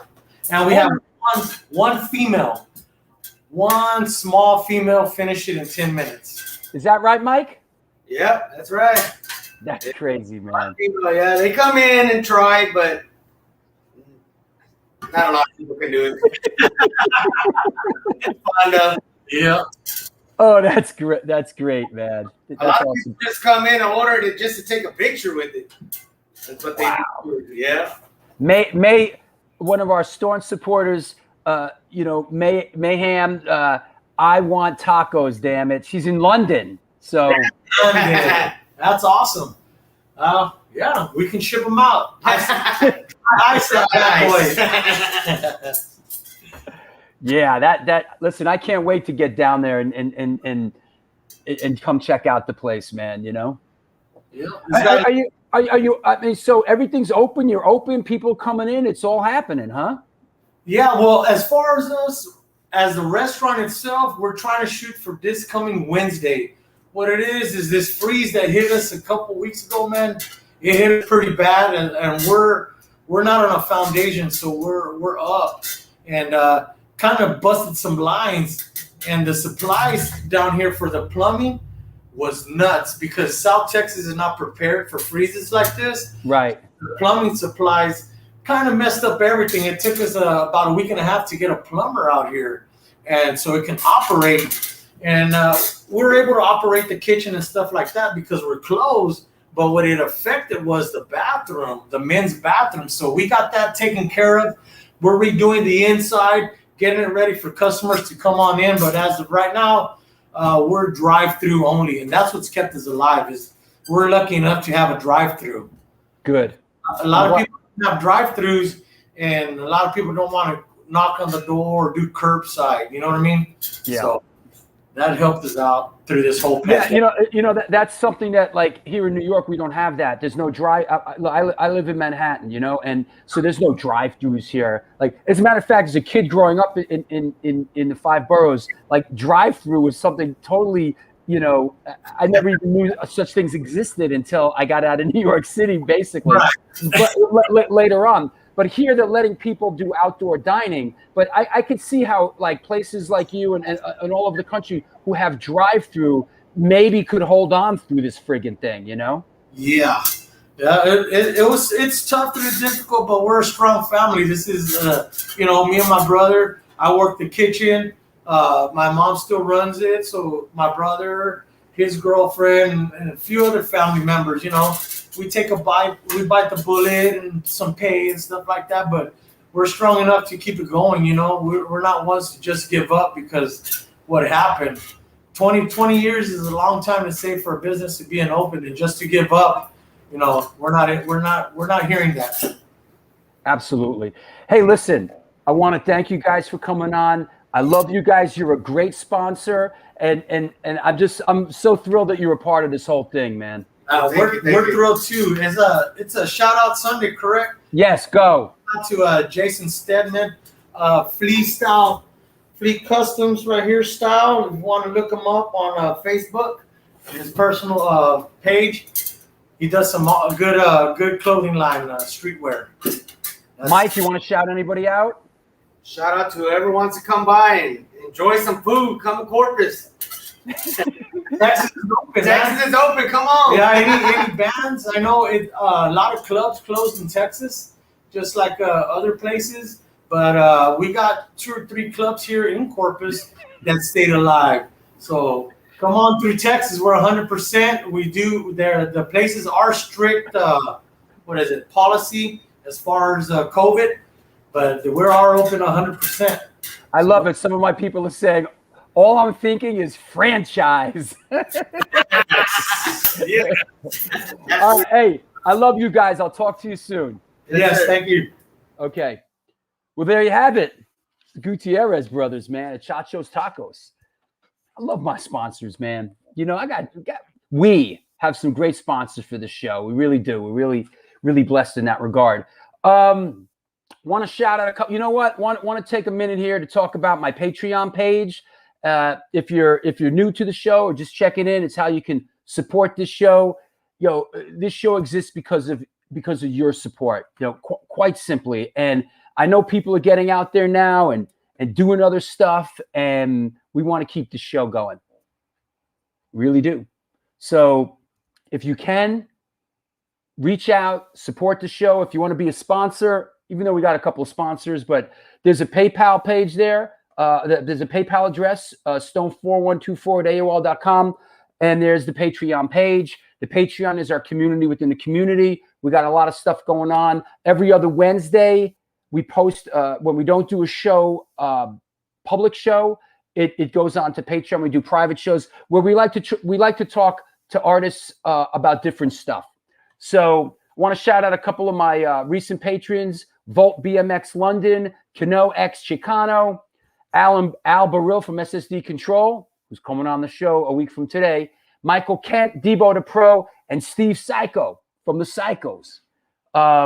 Raymond Hogan and Mark Tolch, who support me on PayPal. Please support the show. We want to continue doing the show. There you go. Upstate Rick says, Patreon is the best $2 I spent every month. Thank you, bro. Pony up $2, you cheap fuck. Please support the show. I know the world is changing right now, but we must continue doing this show. What else? I want to shout out, where is the animal abuse show? Oh, yo, who's feeling my reaching out shirt, huh? The A7 compilation is coming out on April 27th. The A7 Back to the New York Hardcore Roots compilation is coming out April 27th on Pitchfork New York Hardware. The pre-sale link, is going up in a couple of days. The pre-sale link is going up, kids. That said, there is a show coming up. The show is 2 weeks from Saturday. There's going to be music happening here in the tri-state area. 2 weeks from Saturday. It is the Stomp Out Animal Abuse Show, and it is happening out in Jersey. Let me clear the deck a little bit. It is happening out in Jersey. In what is it? It's William Hebrew Park. I like that. William Hebrew. Who was William Hebrew? And why does he have a park? Was he Jewish? Interesting questions asked here on the New York Hardcore Chronicles Live. Was William Hebrew Jewish? And why does he have a park in Lacona Harbor, New Jersey? Some of our A7 family is playing Reaching Out. Represent. Yo, got the Reaching Out cassette. Can't wait to get in the car and listen to the Reaching Out cassette. Reaching Out, the Ice Cold Killers, Dead Blow Hammer with Rob Kabula, formerly of Agnostic Front, Crippled Urn, and Silence Equals Death, all on the A7 compilation. Of course, One-Sided, Despised New NJ, The Hellbound Hitman, and Blank 77 are on the bill as well. That's happening 2 weeks from Saturday. So don't be shy, let it fly. What else? There is, if you're watching this in rerun, there's a link there. Like it so we can continue. You can get, yes, happy Passover, everybody. That said, let us get back on track here. Let's bring our guest back on, Mr. John Jesse. Boom. What's up, bro? John, What are you eating? I'm eating ice cube. What? I'm eating ice cube. Oh, an ice cube. Okay. Hey, let's bring Sid the Kid on. What's up, Sid? What up, Drew? What up, Jess? How you doing, man? What's going on, guys? What's going on? I did forgot I had an announcement to make. Oh well, hold on. We'll get to that. Let's do record of the week, because I think I know what your announcement is. So let's get this out of the way. So, Sid the Kid, record of the week. Here we go. Boom. Boom. Nice. All right.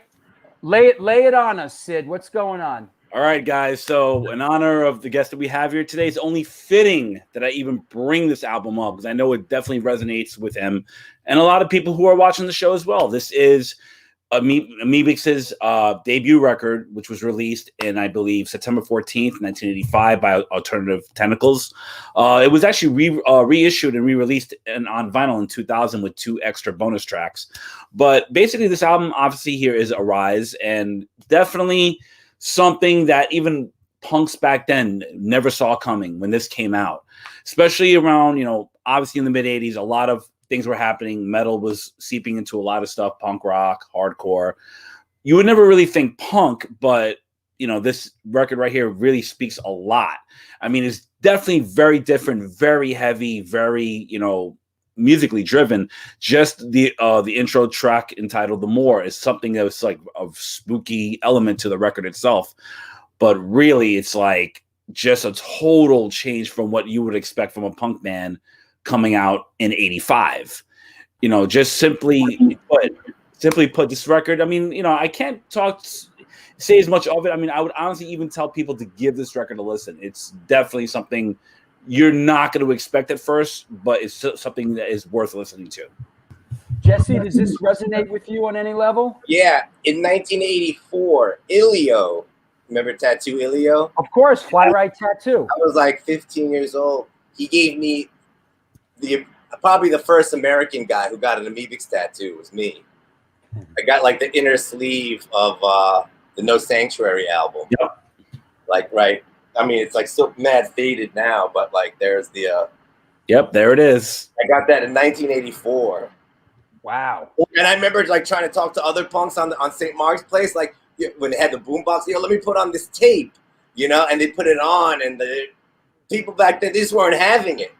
They want to hear like KSUK or like, or like I don't know, like the business and stuff like that. Like the Amebix was like way too ahead of the time. Why do you think they were so ahead of the time? Because it was sort of like maybe the metal influence. But their first record wasn't so metal. It was kind of it wasn't dark and Killing Joke-ish a little Yeah. bit. And that's what like turned me on to them. You know, it just wasn't your normal 3-chord street punk or hardcore. You know, it was so different. But it's punk because these dudes were actual punk squatters. You know. Yeah, and it and just, like with Chaos UK and Disorder. So like, you know, like they were like a real punk band. They just did their own fucking thing, you know? yeah, and it was something, like I said, like a lot of people did not see coming, even at that time. I believe even on the 4th track, they've even dedicated that 4th track to their original drummer, who was institutionalized by his own parents without his choice. Yeah. Like it's a really like, you know, different record, but it's so like, you know, they wrote what they felt. It was like just their thing. They wanted to write whatever was on their mind. I mean, obviously that is like what punk and hardcore bands do, but it's something about this record. It really resonates even 30 years later. Oh yeah, I mean they're like super huge now, but right now I think the singer's involved in some kind of controversy that's not good.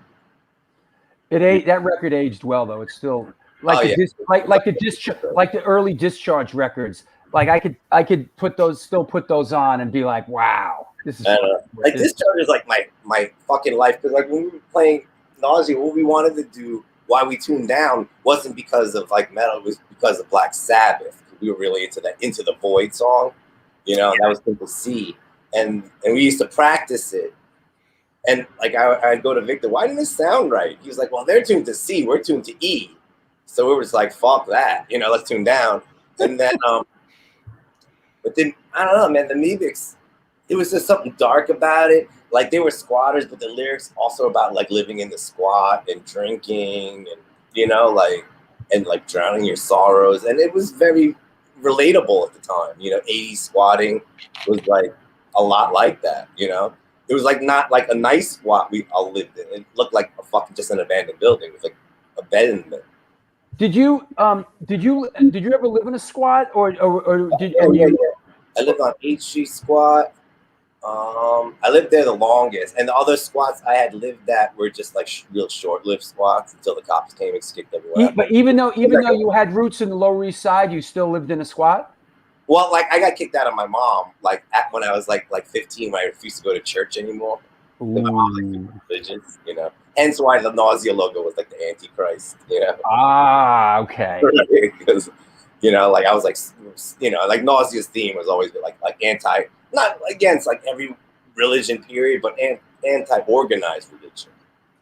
You know, Catholics, Protestants, why are you all killing each other? And, you know, and I went to Catholic school, and it just gave me this massive resentment towards it.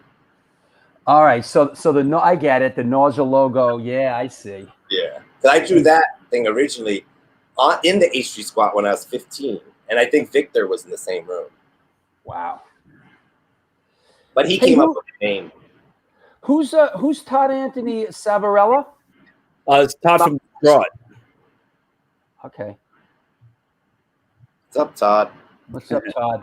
Oh, the apartment on Wall Street. Well, that wasn't a squat. That was just like a punk flop house. On Wall Street? Yeah, like one of the original punk. We could have like big parties there. Shit. All right, Sid, it's Sunday shout out day. You want to shout anybody out?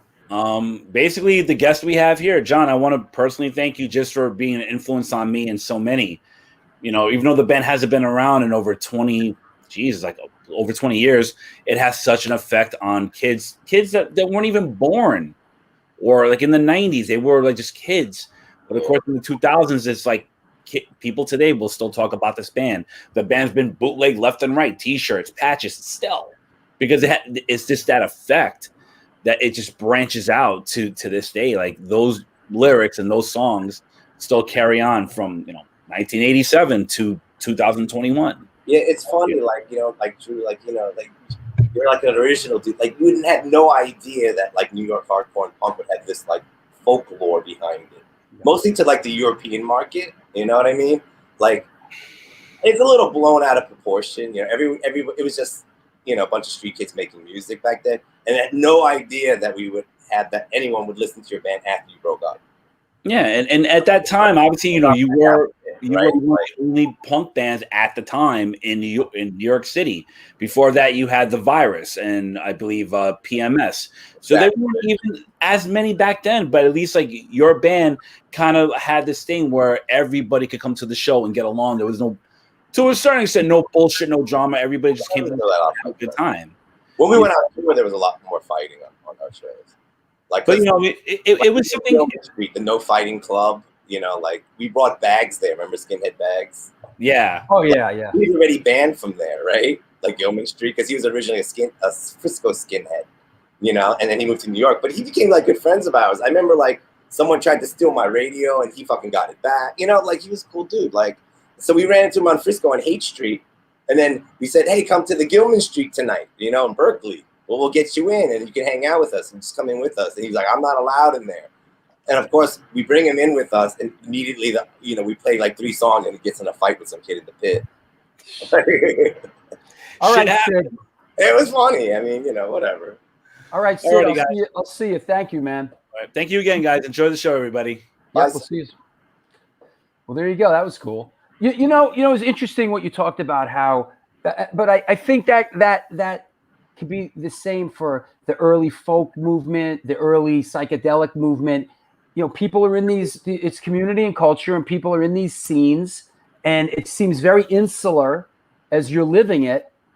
Time marches on, and it influences a lot of people, and then and it's like a counterculture, like the hippies were. You know what I mean? It's not just like music genre.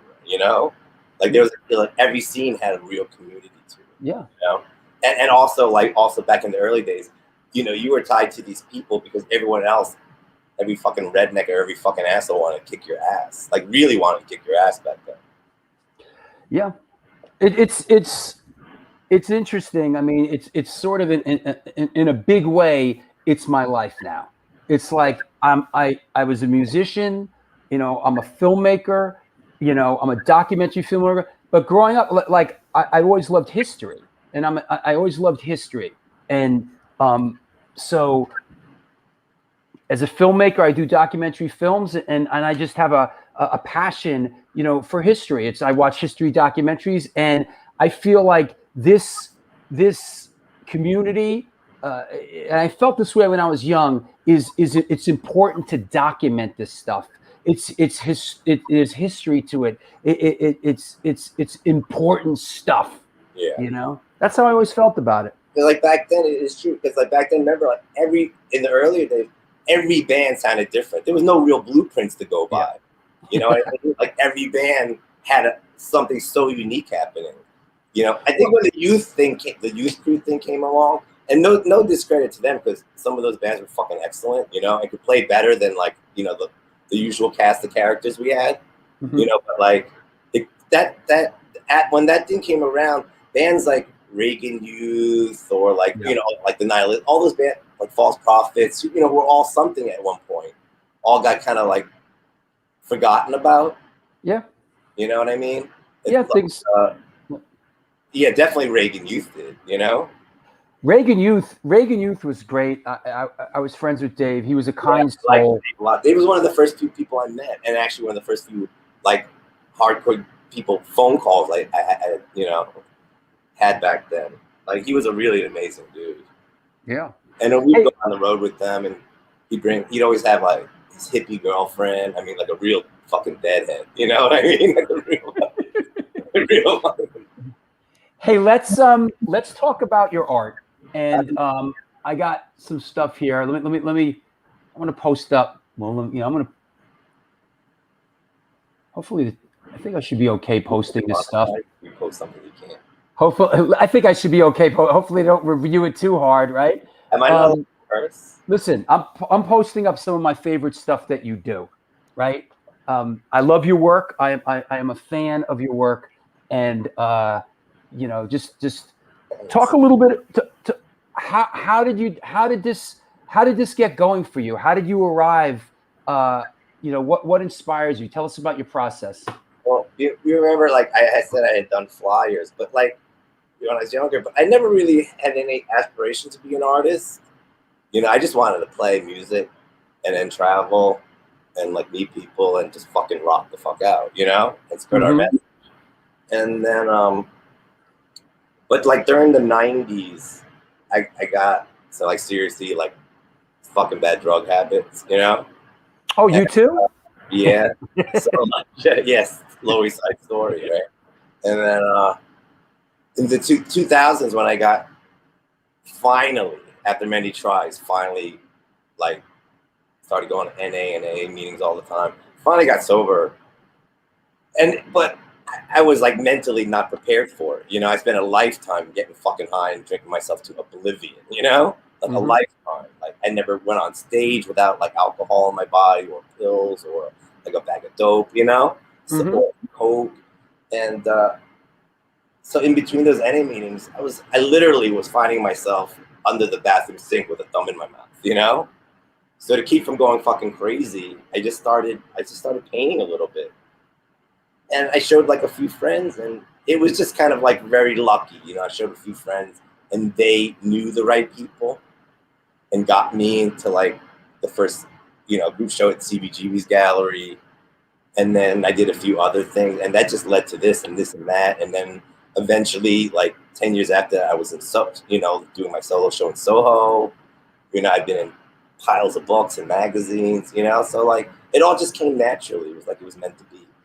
I love it, man. You know, it was like kind of a gift I got for getting clean. You know, are you self-destructive person? You're clean and sober, is that right? Yeah, 21 years. You know, yesterday I had 12 years. Fucking amazing, right? It's a miracle. You know what? It's pretty much safe to say the reason you and I are here right now is because we're clean and sober. Oh yeah, totally. There's no other option left for us but that. Played out that hand, man. Yeah, I remember even into like the early '90s, still seeing Joey Nails around. Remember, like still on the mission. Of course. By that point, you know, like he didn't have his like leather jacket, the nails, or the spiky blonde hair, which he had kept for like along his drug career, you know. But like I remember seeing him in like '93 or something. I'm like, oh my god, he's still alive. But you know, he was like on the run, on the mission, you know. They're still out there, you know, and listen, you know, I don't, it's sad because I feel I'm a little bit older than you. I feel like anybody who's out there at my age and who's still doing hard drugs, man, your days are numbered, man. Yeah. Please. Yeah. Please. Yeah. You know? Like, I think it's like even like scientifically proven, if you like do cocaine after you turn 50 years old, any second you can have a heart attack. Any second. Like when you're younger, like you got that guardian angel that always keeps you from dying, you know, like, oh, you come back to life. Or I OD'd like dozens of times. I never died, you know? But like you get to a certain point and you're just like really fucking, you're past the point where your life says you can just have fucking do everything you fucking want. Don't work like that. Absolutely. You gotta eat better. You gotta try at least. I want to shout out Joe Affey in Brooklyn for Maximum Penalty, bandmate of Jimmy Williams, right? I also played in a band with Joe and Jimmy and Sergio Vega. What? It's called Fully. Is that right? It was like a post-hardcore band. It was like the four of us. But we played with bands like Texas Is the Reason and shit like that, you know, like, yeah, but it was kind of like post-hardcore, like with Sergio singing and playing guitar. Was that, wow. Yeah, and Jimmy Williams. So it was cool to play with Jimmy Williams again. Sergio's another guy that really has had a proficient career, huh? Yeah, definitely. Because like me and Sergio used to hang out when we were like teenagers, like, you know, all studded out. I gotta get Sergio on. He hasn't been on the show? Not yet, no. Listen, we have a saying around here. We're gonna make our way to everyone on the planet Earth eventually. It's just a matter of time. Hey, let's talk about this a little bit. This caught my eye. Talk about this. Oh yeah, so director Todd Phillips, people know him because he did the Hangover movies and currently like the Joker. Yep. He's been collecting my work, so he's I think was planning on releasing a Blu-ray version of the movie that got him started. You know, and somehow or another, this young guy made this like VHS documentary in the early '90s, and it like literally led to like the world of fucking Hollywood for him, which is amazing. That's cool. Yeah, but it was a good documentary, you know, and it was like timed perfectly because Gigi died, you know. Did you see Gigi? Did you see Gigi when he played at the gas station that time? Huh? Did you see Gigi when he played the gas station I that met time? Gigi like a few times because I was at the Cat Club show, the infamous Cat Club show. Oh And God! it was weird. I think Thurston Moore was playing. He didn't have like the band he had. It was like no Merle Allen. That Yeah. He played the Cat Club, and the Village Voice like went crazy about it the next day. But we had a show that weekend, our first show at the Pyramid Club, right? And Dave Rat, the late Dave Rat from Rat Of course. was booking the shows, and he said, and then we didn't know any better. We were like talk to Gigi after the Cat Club. Want to play with us at our show because we didn't have another band to play. And, so he says yes, right? He says yes while he's nude, covered in shit, and like the promoter hands him $20 for the gig for fucking Cat Club, right? Got like $20 bill, and he says yes, but Dave Rat, because the thing in the Village Voice was like a big story, and so Dave Rat said no, He shut it down. Shut it down. Yeah, Todd says I was at the gas station show. Crazy. Yeah. I mean, I've seen like that footage is infamous. It's just like he's got duty smeared all over himself, Yeah. and the crowd like packs in the room, and then he's like, "Wah!" And they run out of the room, and then they come back. Because every time I seen him, like that shit starts, I just go way in the back because you know it's coming. He doesn't know who he's attacking, like physically, or and he just throws shit around, and it's just not good. This could be this is really one of my favorites of your work for a couple of reasons. But do your paintings, do they have names? Does something like this have a name? This is called Vamp. So it's like a vampire theme, but since my painting is kind of loosely based on my life story, it's like I'm by no means a writer. I can only illustrate my thoughts. Mm-hmm. So basically, when I do something with a vampire theme, especially with the poppies, that shows like my drug addiction. So the vampire is addicted to the blood, and then the poppies are like opiate, So I'm trying to tell the story, but like in a different way and in a very pretty way. Yeah. Instead of just drawing some like kid strung out by a garbage can with a needle in his arm, you could show it like this, and it's timeless instead of, you know what I mean? The girls you draw are beautiful. Yeah. They really are. Do people model for you? Yeah, there's like probably like about 100 different people I've used, but like they've been in many paintings, the same people. I see. Like look, I won't paint the person live because no one's got time for that, and I work slow, so I just snap photos, So what do you do? So what's the process? A model sits down and you snap a couple photos? Yeah, like a lot of photos, like any photographer would take. Got it. We're just looking for those 3 or 4 like magic pictures, where like the face is right, the body is right, the pose is right. Right. And I just kind of paint the story around it.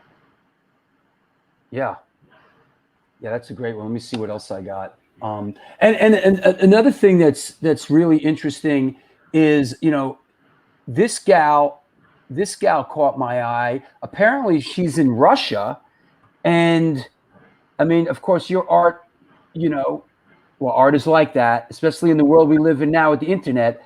But with your work tattooed on her, right? Like a full sleeve of like all these different paintings on one arm. That's incredible. That's Christina. Do you friends on Instagram and Facebook? Do these people like approach you and say, "I love your work. I got this tattoo"? Yeah, that's basically that was my introduction to her. Like years ago, she wrote me that. That's awesome. Yeah, she's cool. She's still full on punk now. And then this, which is just really beautiful. I wonder, is there? Here you go. Boom. Right? Yeah. I think that was tattooed in Spain. I was going to ask, is there one particular tattoo artist that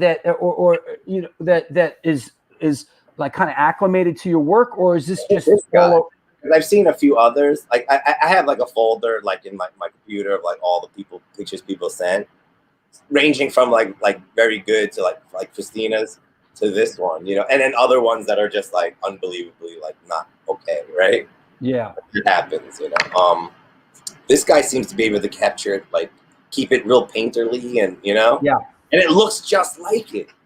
It does. Look at the rabbit snorting the coke off the, right? I mean, that It was, looks like it. It's phenomenal. yeah, it's great, beautiful. Like when we were younger, we'd never imagine anyone with tattoos that look like that. Like tattoos didn't look like No, tattoos have come a long way, man. Yeah, because even when I got that first Amebix tattoo by Ilio, people were just like, "Oh my god, that is so amazing! I've never seen anything like that." But by today's standards, it just looks like a scratch. You know what I mean? Yeah, yeah. I got the tattoo at Adam Mucci's house. Oh, geez. Yeah, it was at Adam Mucci's house because he got like real addicted to getting like tattoos. Adam and Marta's house. And Adam, who played in Agnostic Front and Murphy's Law. Sacrilege. Yeah.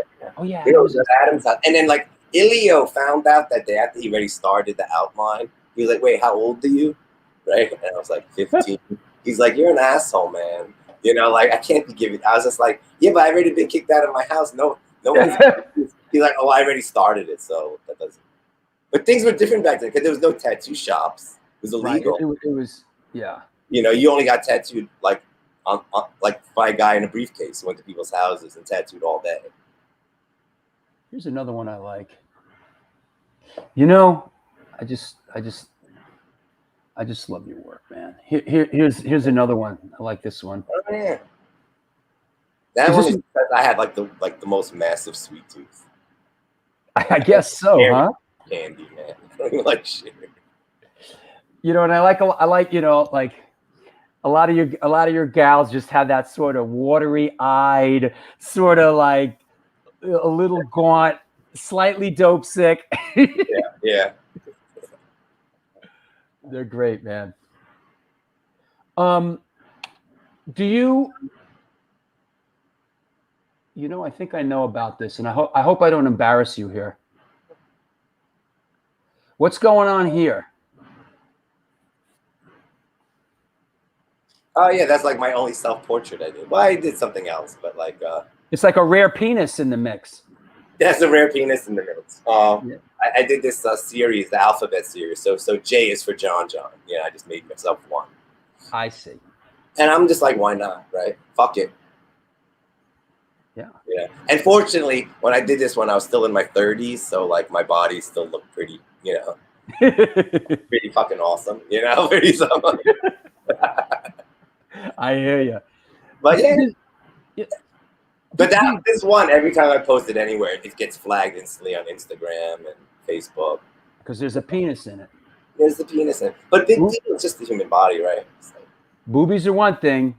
A penis is another, Yeah, but the boobies get, get banned too. Depends who complains. Does it on Facebook? Yeah, it's not a matter of like Facebook doing it. It's just when someone makes a complaint against it. Because I got a business, so I keep my account public. So like someone randomly can see it. And be like, I saw a boobie. Yeah, and I don't like that. And they'll just complain. Because I don't really got any enemies to like who troll me or anything like that. Yeah. To do something so like lame. Because like who's got the time to do that shit, This one's still Some people do have the time to do that shit. This one really, this is my favorite, bro. I have it tagged as like my favorite. Yeah. Is this another vamp? Yeah, it's another vamp one. There's more to that one. It's actually the full body. Yeah, Lori Dawn says, it's sad people on Instagram will report nudity in art. I know, because it didn't used to be like that on Instagram. No? Yeah, it was a kind of a free-for-all, Same with like something like Tumblr, but now you can't do that. Now everything that's been on my Tumblr page, it just says adult sensitive content. You have to Does anyone ever come to you for commission or self-portrait or anything? Yeah, like a lot. That's interesting, like self-portrait. That's cool. Yeah. And then I do some like band stuff sometimes. I did the Besmirchers record. Lenny. Well, aren't you doing something now? Yeah, I'm doing the new Murphy's Law album cover. Well, there you go. Jimmy, keep it in the family, right? Keep it in the family. That's great. Full circle. Yeah, it's good. Just where, if somebody wants to see some of your work, what is it? Hold on, I got Instagram's the best. Yeah, Instagram here. Instagram at John Jesse. But Instagram's the best. Cool. Like basically, like all business I have all just comes from Instagram. You know, it's crazy. That's great. And I was like a kind of a late adopter to Instagram too. I was just kind of like, I got Facebook. I don't want a million things to look at, you know, like every day. But Instagram proved to be the best.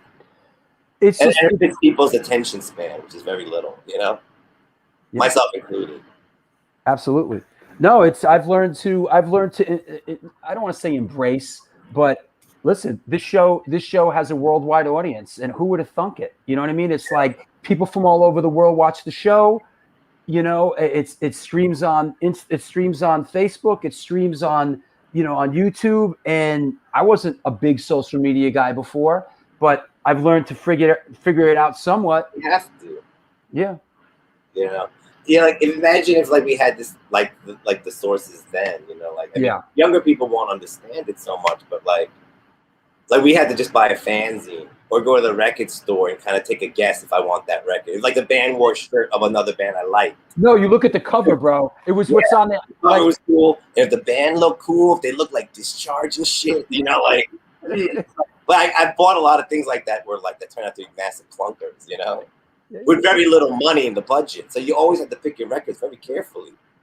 Janice says, yo, from New Zealand, old friend. Janice, yes. All right. Lori says, the 237 piece you just finished is outstanding. I love it. Yeah, that was a commission. It was like a Shining Slash. Oh, I saw that. Sideshow theme. Yeah. I didn't think I could do. When they first wanted it, I was like, oh. I don't know, man, you know, but it just kind of came out naturally. Yeah, that one's really great. Let me do a final shout out to sponsors and all that, and we'll come back and we'll talk about a little bit about what you're doing, what kind of music's happening for you right now, and we'll take some questions from around the world, okay? All right. See you in a minute. Well, there you go. Our guest today is John Jesse, incredible artist, musician. He was in Nausea and Thorn and Morning Glory.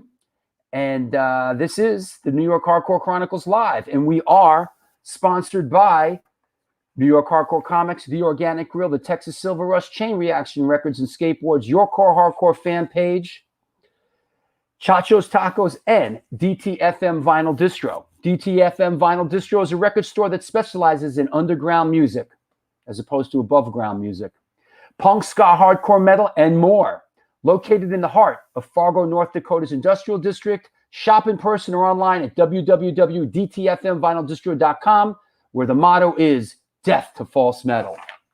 Also, lest we forget, our man Josh, Chain Reaction Records and Skateboards, located in Lakewood, Colorado, is the Rocky Mountain headquarters for all things punk, hardcore, and metal. Established in 2014, they have the largest selection of records, CDs, shirts, stickers, patches, and accessories between Chicago and LA. From the pit to the ditch, they got your back. Get in touch with them at www.chainreactionrecords.com. Also, I mentioned it before. I want to mention it again. Coming up at the top of the hour, which is pretty damn soon. If you need to jump off, I won't be mad at you. There is a live stream, a benefit for Generation Records.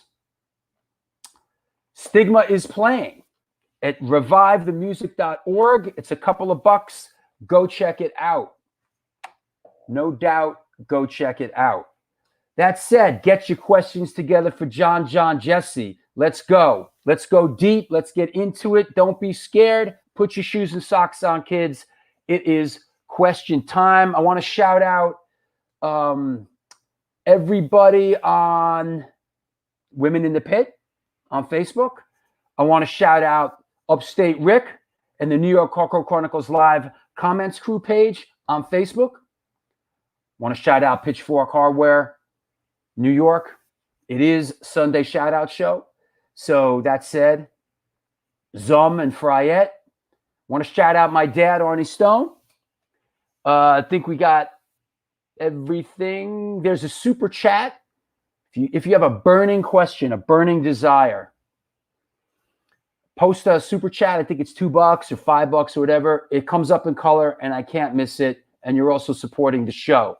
So that said, real quick, let's see. Let's see. All right, let's bring John back on. What's up, man? Is that a photo of your dad right there? Yeah, that's him. Yeah, let me see. I got a photo of my dad. Cool. You know where my dad grew up? A couple blocks from you, man. No way. Yep. I always love hearing that. Yeah, a couple. Anything Lower East Side like warms my heart. Even something like Rosario Dawson becoming famous. And what's his name? That made me very happy. I didn't know her personally. She was a kid. At the time. Yeah. But that shit that made me proud. Because this is another hood kid. What and you know what? Here's something a little offbeat, man. And people haven't seen this, and a lot of people watch the show really love my dad. Here's a shot of me and my dad in 1968, right there, man.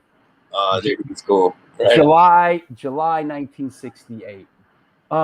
My dad grew up in the Israel Orphanage Asylum on Houston Street. There was an orphanage there. Yeah. And which is on between, I think, B and C on Houston. They tore it down years ago, but that's where he grew up. And he went to that public school across the street on Houston by Pitt Street, that public school that's still over there. Pitt Street, I remember Pitt Street. We go buy pot there when I was 15. I would go with Timmy from Sacrilege, a drummer. And and you don't go to fucking Pitt Street, man, in 84. But they had $5 bags of pot that were they're like pillowcases. So we go, we go. And it's just when I would go to Cop Angel Dust with Mad Zombie, fucking Spanish Harlem back then in the 80s. What sick person does that, Mad Zombie's still around, I think. Yeah, I think he's still alive. I haven't seen him around. I used to hang out with him all the time. If you were getting high back then, you were hanging out. If you were getting high back then, you were hanging out with Mad Zombie. Yeah. Okay, let's take a couple of questions here. Here's a new name. Mean Mug Music 607. Another great show. Love from the 607, Binghamton, New York. Well, thanks. Here we go. Chris Hoffman. I remember seeing Thorn in a trauma film. Was it Toxic Avenger or Tromeo and Juliet? It's been a while. Oh, it was Tromeo and Juliet. I saw Tromeo and Juliet recently. Yeah, we're in it for we film all freaking day. You know what I mean? But we're literally in it for 3 seconds. But in a movie, if you make a cameo for 3 seconds, that's 1, 2. That's a long time. Yeah, for sure. When you say the number, it doesn't sound like much, but we had to lip sync. I'd never done that before. That was weird. Yeah, I went to a screening of Troma did a screening of Tromeo and Juliet at the Met. Hold on, it was where is it? Lloyd Kaufman called. Yeah, man. The director, where do I get a Toxic Avenger shirt? Because you can just go buy shit like that anywhere back then, And he's made an original, the first ever Toxic Avenger T-shirt, and with a phone call attached to it too. Yeah, it was at the MoMA. The fucking screening was at the MoMA, bro. I went and and Lloyd was there. It was some big, and we fucking sat through fucking Tromeo and Juliet. Yeah. Go figure, right? I took this in the lobby, Yeah, and I remember that same day, they did a scene with I guess one of the lead actors, and they don't practice anything or rehearse anything when they do it. Yeah, they give the line. So I think the lead actor had to get punched, but they didn't know how to do it, and he literally broke his nose instantly. Oh. Instantly, he broke his nose. Okay. Anna Day says, please reprint the Nausea shirts. Loved Nausea. You guys rock. Stay healthy. Yeah. Well, we are releasing all the old records again. Oh, good. As an anthology, we're going to release the Extinction album, and then maybe a 12-inch with all the 7 inches, and then eventually a box set with a live show, maybe from Gilman or something. And I think we're gonna do it with Fart Records. I'm in surprised Europe. that hasn't been done yet. It has with Alternative Tentacles. Okay. That's like timed out already. I mean, people can still get it. You go to eBay or Discogs. You know, it's not like Right. you can't find it. And it's like on iTunes. You can just listen to it for free on Spotify. Are you doing anything musically these days? What's happening musically? Well, what happened? Well, first off, let me start off like this. There's this year, within the same amount of time in that year, 2 like New York City punk bass players passed away. One was Damian Branica from the LES Stitches. Sure. Who's like the sweetest dude ever. And he passed away. And the other was a really good friend of mine, Alec Bailey from Leftover Crack, passed away very recently. So being part of that whole squatter punk, crust punk family, I will be playing bass in Leftover Crack. Hopefully, you know, honoring Alec's amazing playing. Wow. Yeah. So like that's fun. So right, you know, currently like my days are filled with like learning 20-something songs, you know. Well, that's going to be exciting. Yeah, when we could play again, you know what I mean? Like, Well, that's going to you could guarantee that playing bass in Leftover Crack is going to be an exciting gig. Yeah, it's fun. Good for you, man. That's awesome. Yeah, so like that's happening. So I'm really excited about that, and a couple of members that have been like friends for many years. You know, Scott and Brad. You know, Brad's a guy also. You know, Brad and Scott are probably good guys to have on the show. Brad plays Leftover Crack, F-, and he replaced Steve Soto in the Adolescents. Oh wow. Yeah, because he was roommates with Steve, so he was like their I guess tour manager. And then oh yeah, I know this guy. I remember him. Brad Logan. Yeah, we played in Europe with them, and I remember. Brad used to like road manage and roadie for like Rancid and the Lunatics. Yeah, he was with them when a lot. Yeah, Antidote. We played with them in Europe, and he was with them. I remember. Yeah, he's like very active. You know, in fact, it was Brad who put out that original 2 Nausea anthologies with Alternative Tentacles with his label Black Noise. Got it. Yeah. Here's our resident historian, Chucky Brown, says, can he speak on his attraction to the old Catholic iconography, his collections of taxidermy, Batman toys, and Virgin Mary statues? Does his proclivity for collecting influence his artwork? Well, as of the Batman toys, I don't have any of them anymore. They were all like valuable, and there was this really nice like rifle I wanted to buy, so I sold all the stuff to buy that. And the Catholic imagery is the same thing. I mean, it's like kind of like a sick fetish to it, considering I went to Catholic school, and like the Catholic school when we had to go to mass every fucking day, right? Like so, like I would walk by and they had like these old statues in glass cases of like bloody Jesus, and it was so old, and like I guess people smoked around it a lot, so he looked really gray and brown, you know, and it was really bloody and gory. And I just always never understood it, like who prays to this, you know? And as I got older, I just started collecting some of the stuff. Like originally, I would just find them like on the street on Avenue A, some like homeless guy selling like a Mary statue, and I buy it. Then I started collecting much older, bigger, elaborate ones, you know, later on. Do you still have that stuff? I still have all that stuff, yeah. But the Batman stuff, I don't have anymore. Jesus isn't a big ticket item on eBay, but Batman is. Batman is. It was all, but I only collected 1966 Batman stuff, you know, but that was like my Batman of choice, you know, Darius, I see. You know, Adam West and Cesar Romero and Julie Newmar. Oh, of course. I saw her at the Chiller convention a couple years ago. Yeah, she still looks beautiful. Like I follow her like on Facebook. Yeah. She was at the, you know, me and Michael Alago, we sort of have this. I don't want to say it's You did the Alago movie, right? Yeah, I directed it. It's very good. Thank you. We kind of have this thing where have that. You know what the Chiller Theater thing is here in Jersey? It's like people like you. We always go and we like love it. We like there's always a couple people we know there, doing it, and someone he worked with or I worked with, but we really enjoy going to those things. And we went and talked to Julie Newmar. That was cool. Oh man, that's awesome. What else? Oh, Bill Cashman, thanks. This is where I know him from. He's friends with Bill, and he introduced me to him at the Bowery Ballroom. When what show was that you invited me to, Bill? What was that? It wasn't Helmet. No, what it was? What was it, Bill? That I saw that you invited me to it at the. Let me know. Let's see what else. Let's see. Please. Yeah, the Poland thing. Okay. I always wanted to play the Bowery Ballroom. And 4 years ago, we were. The Black Crows. It was the Black Crows. Yeah. Brad was at the Black Crows concert. Was he working? Yeah, Bill works there. Bill got me in. I wanted to see the Black Crows. Yeah. See, I always wanted to play the ballroom, and like 4 years ago, we had it all booked. Like the one-time only Nausea reunion. And everyone was on board. Don't tell me.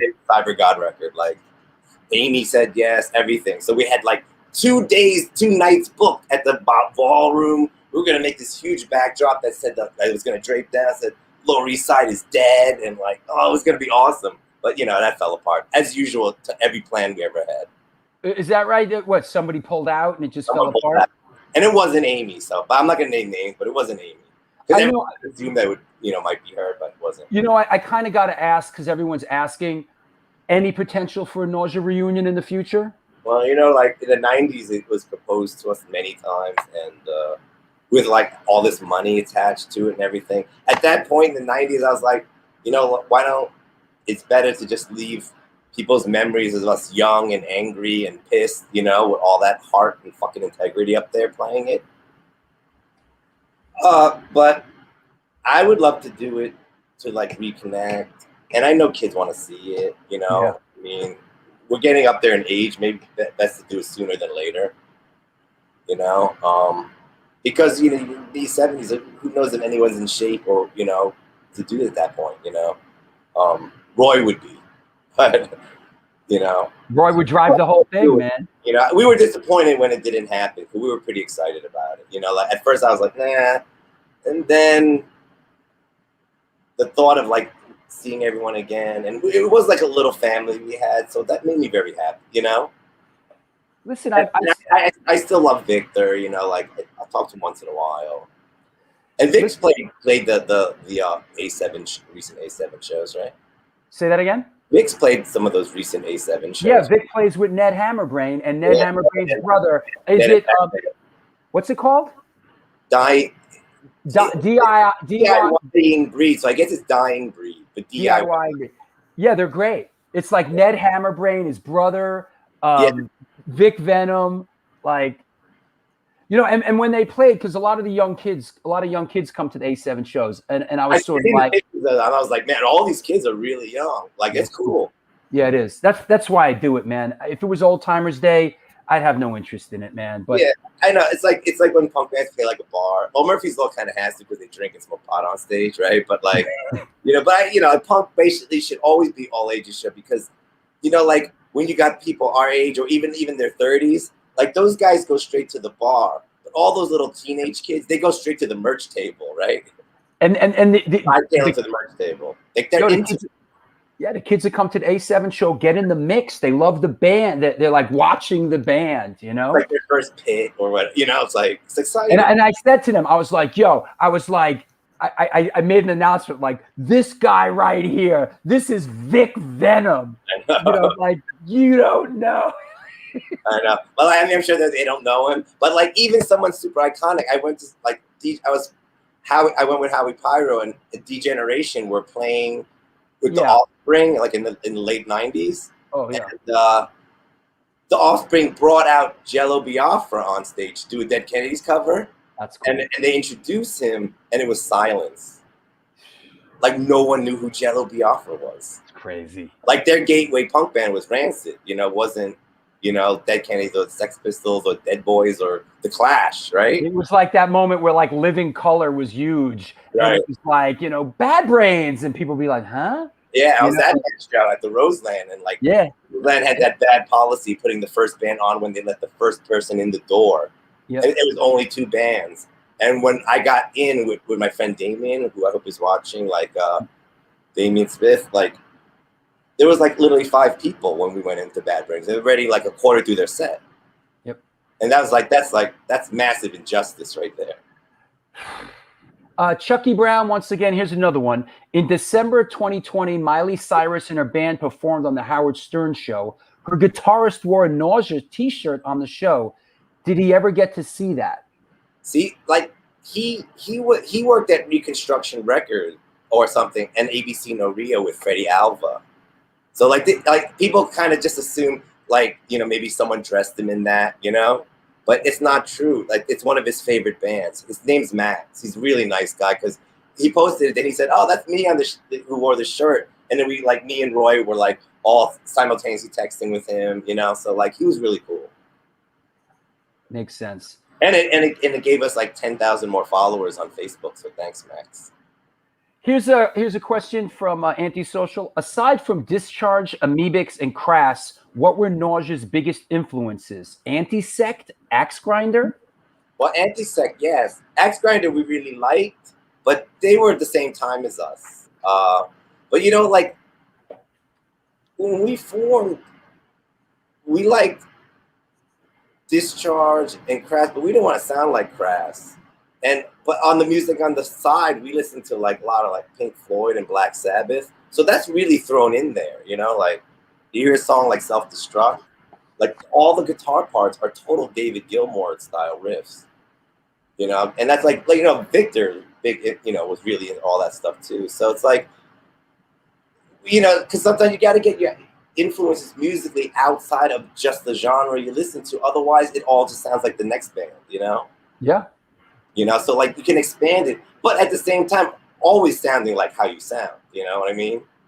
And also sometimes a band influences another band and it has nothing to do with the music. Exactly.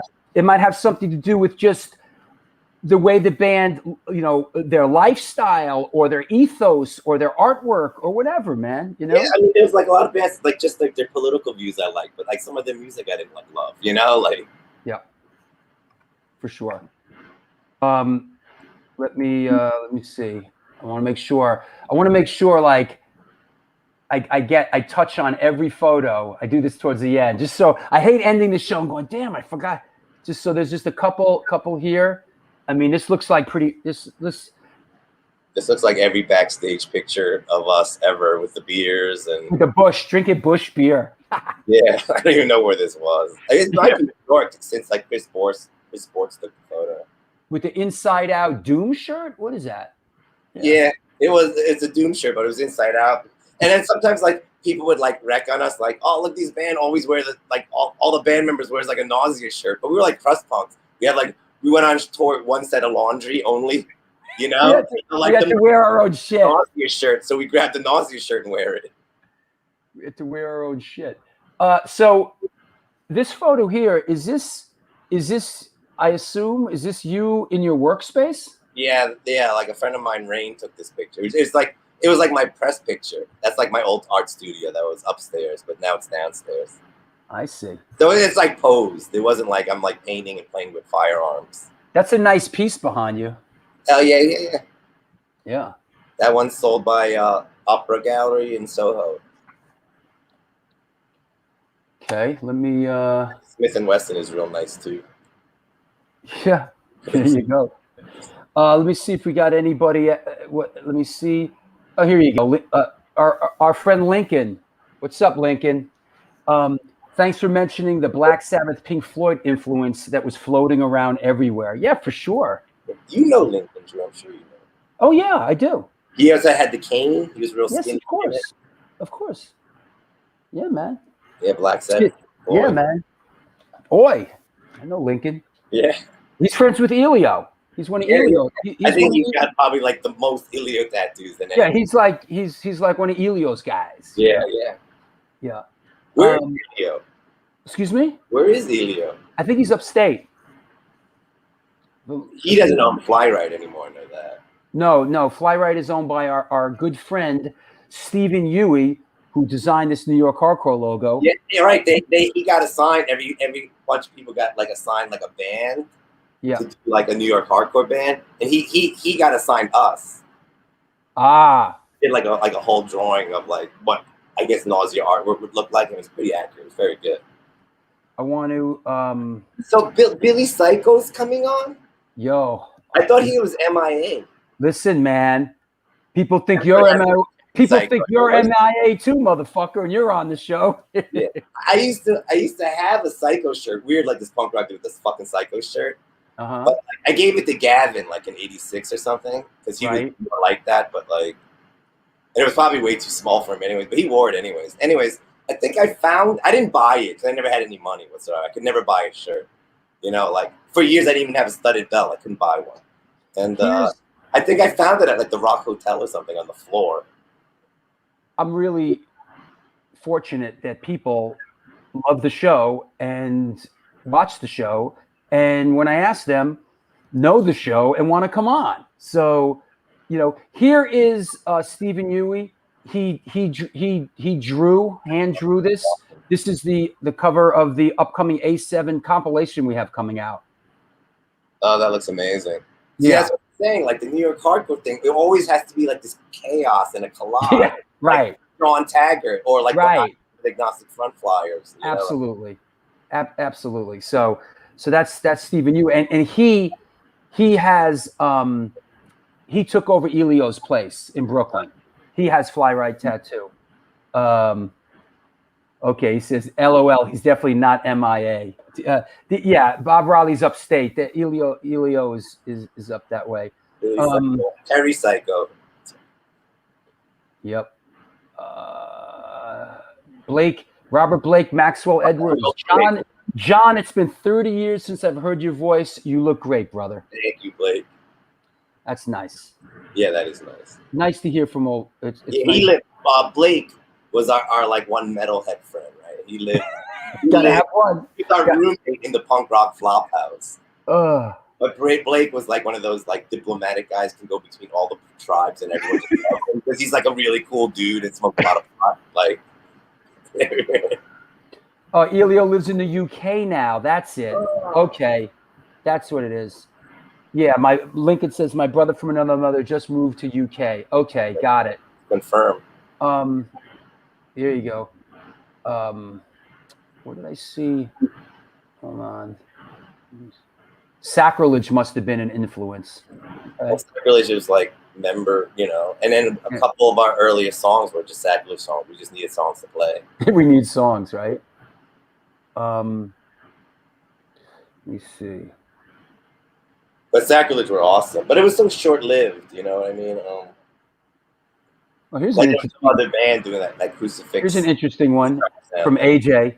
Nausea played a surprise unannounced set with Ralphie Boy singing. Amy and Al weren't there, but it was amazing. It was Vic, Ralphie, John, and Roy. No, I think Ralphie played, sang like a song, some songs with us. Like in Ralphie used to be our roadie, our very first one. Like we took him to Canada and everything. And that was a regular show. I think Neil wasn't in the band, so Amy was just singing by herself before Al joined. And I think Ralphie just came up and sang a couple songs with us because he's just like a really good friend. And Ralphie is the reason why there was a punk scene in New York, because mid-80s there was only hardcore shows, right? Yep. And then there was this Nausea, you know, like we didn't have like a punk audience, all hardcore kids, which is cool, you know, because they go crazy.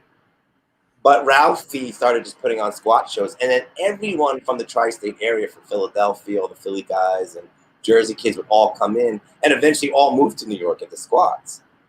So Ralphie built the scene from like 10 people who just hang out on the street corner to like hundreds of them. It was all Ralphie did it. We played Antidote played a couple of squat shows, you know. I remember playing, God, it was like in between two buildings in like the Dust Bowl. Like everyone was it was gnarly. I think there's a picture somewhere of like of us playing at a squat show and Daniel Rakowitz, you know, the serial killer. Of course, the guy who cooked his girlfriend in the park. Yeah, like he lived in the same building with Crazy Dave, the Homestead. You know, but that's another story. Anyway, Do I need to pull the Crazy Dave picture? Go on. Full Crazy Dave. I like Dave. Anyways, yeah, Daniel Rakowitz was that guy on our show one time. But like kids would start yelling at him because he would try to go into the pit with the rooster. And that's not cool. Yeah, I remember that. Yeah, but that dude was just crazy. You just look at him. He just had those crazy Manson eyes. For those that don't know, Daniel Rakowitz is the guy that killed his girlfriend, cut her up, cooked her, and fed her to the homeless people in Tompkins Park. They opened up the pot. The head was in there. Yeah. Ladies and gentlemen, boys and girls, Crazy Dave. Oh, shit, right with the mohawk. See, I didn't know him when he had the mohawk. He was like full skinhead when I knew him. He was off the hook, man. He was definitely he was. I mean, I liked him, but like, yeah. He could listen. If he liked you were good, man. Yeah. Hey, John, Zippy here. You the man. Zippy, remember Tommy Rat's band? Trip 6. Rejuvenate? Trip 6. Oh, Trip 6, of course. Yeah, and then Zippy joined the Mentors. No shit. Yeah. Hey, Zippy. Thanks for stopping by, Zippy. Yeah, he played in the Mentors. God, that's great. There's a Mentors documentary. I saw it on Amazon. Yeah, Charas Hall. Bob said Charas Hall. It was apparently I learned today that it was a local. Okay, Todd says then Ralphie started Jesus Crust with Roy. Yeah, and I played drums. Like it was like the wackiest idea. Like I would play drums and Roy would play bass. Yeah, that's a good one. Yeah, but like me and Roy just wanted something to play with, like some band to play with while Nausea took like those breaks after tours. Yeah. So we formed a band with him and Neil from Nausea, but we didn't stay that long. Kevin asks, did you ever play with Genocide? No. Okay.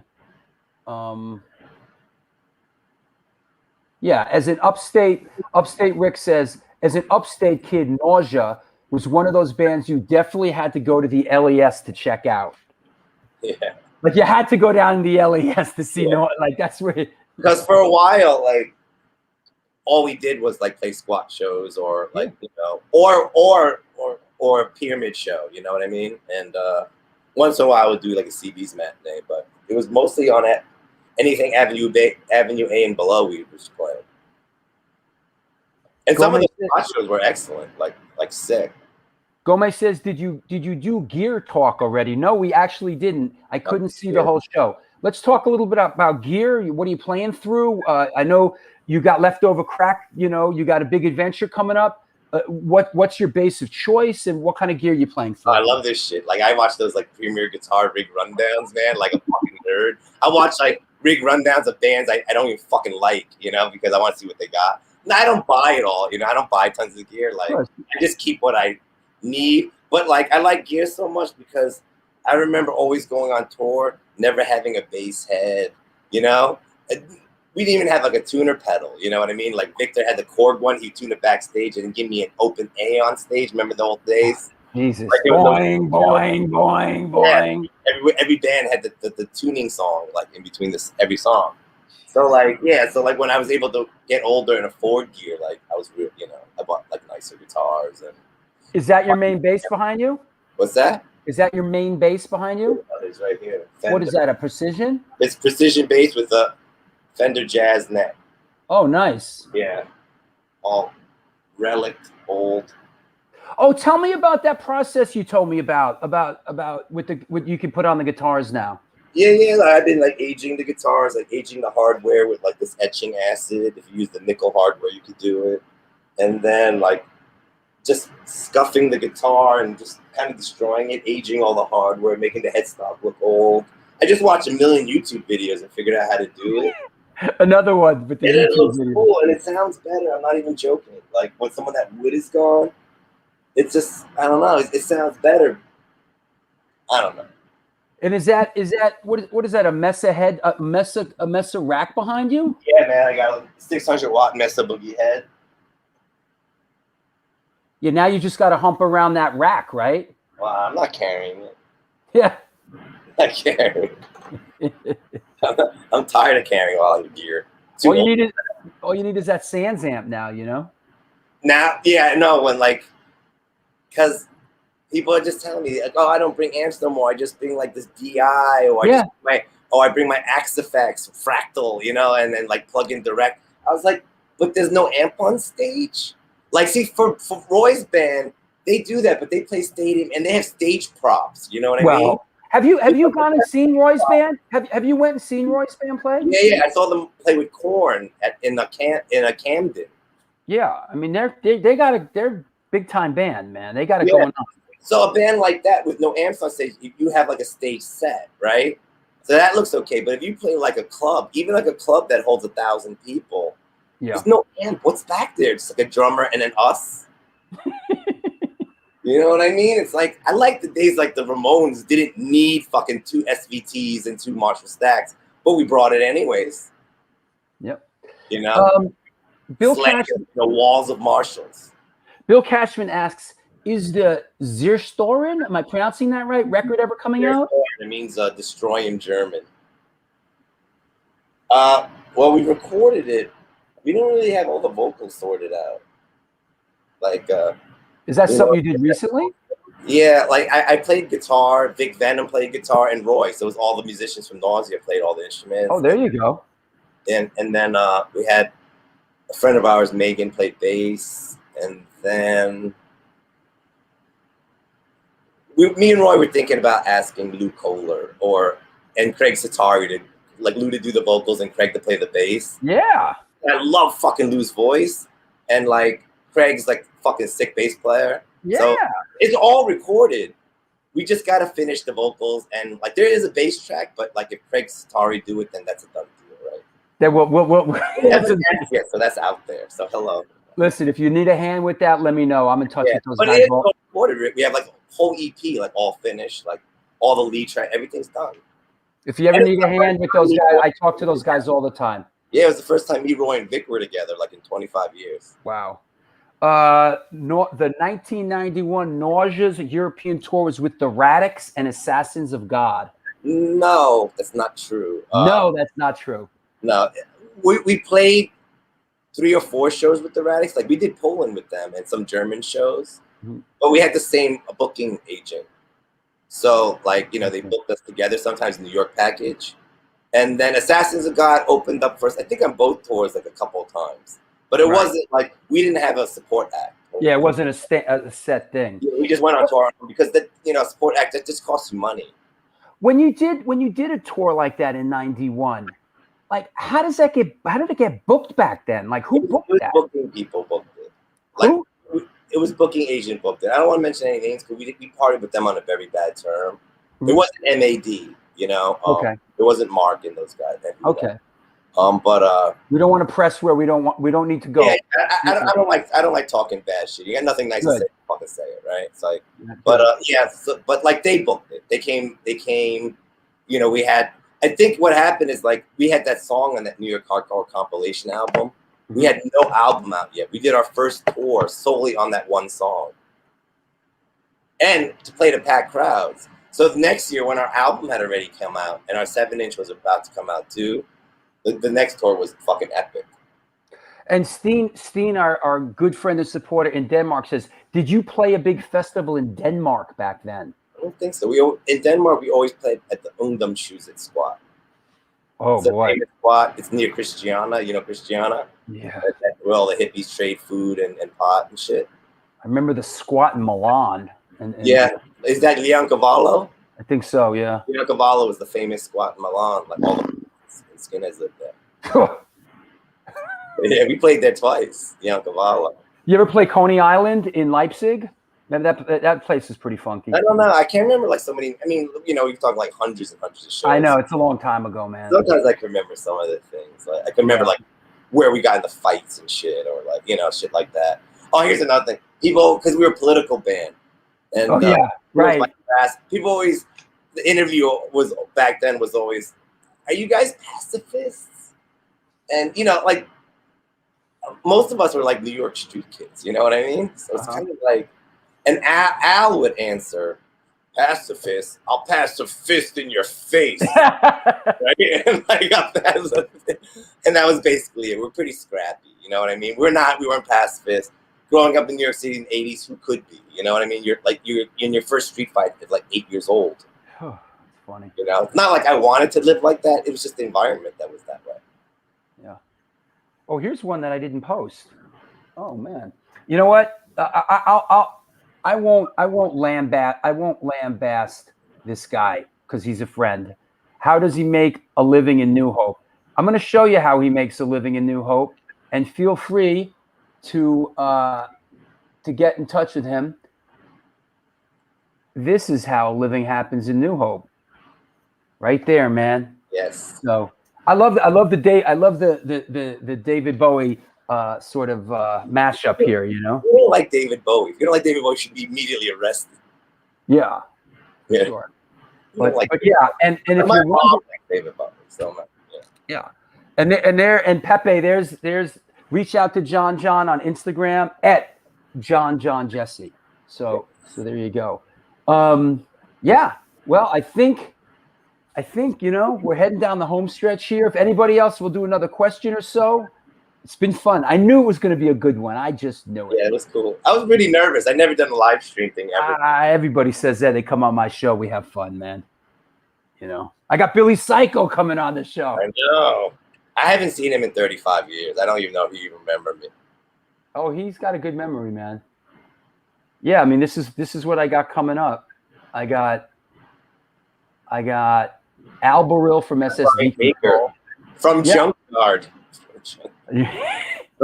I got Al Baril from SSD Control, Billy Psycho, Paul from Sheer Terror, Danny from Biohazard, Alex Mitchell from Crucial Truth, and Brian Baker from Junkyard.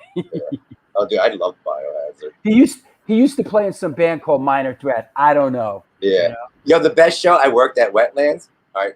Speaking of these two guys, Wetlands? Bad Religion and Biohazard co-headlining together at the Wetlands. Really? Yeah, that show was fucking. I mean, literally, when one I don't know who played last or whatever. Probably Bad Religion, but like when one band finished, that crowd exited and a new crowd. You know. When I was working for Biohazard in '93, I flew with them down. One of their videos? I did 5 of them. Oh. I produced 5 of them. I remember paying for the video. Remember that TV service, The Box? Oh, that was the best, bro. Yeah, we would play that was the best. Play like Biohazard videos and Onyx videos. Listen, when I was and it would come on like 5 minutes later. Yeah, it was awesome. It was the box, and I would get, you know, back then when we were doing all this stuff, I'd get like, the trade magazine, it would give you like the stats of like, you know, we're like, oh shit, you know, like our video was like number 6 on the box, you know. Yeah. Oh shit. I paid for it like a few times. Yeah, so did Thomas Stark. He says I ordered Punishment from Punishment. Are you better off dead? That's better. Yeah. Oh yeah, the box was good. Okay, I got it wrong. No, Drew, not how he makes a living. How does he like living in New Hope? I'm sorry, Pepe. I love it.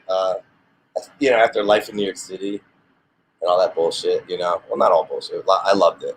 I want a peaceful life, you know? Yeah. I want to be quiet. People don't lock their cars around here, you know, lock their houses. It's cool. People are so friendly.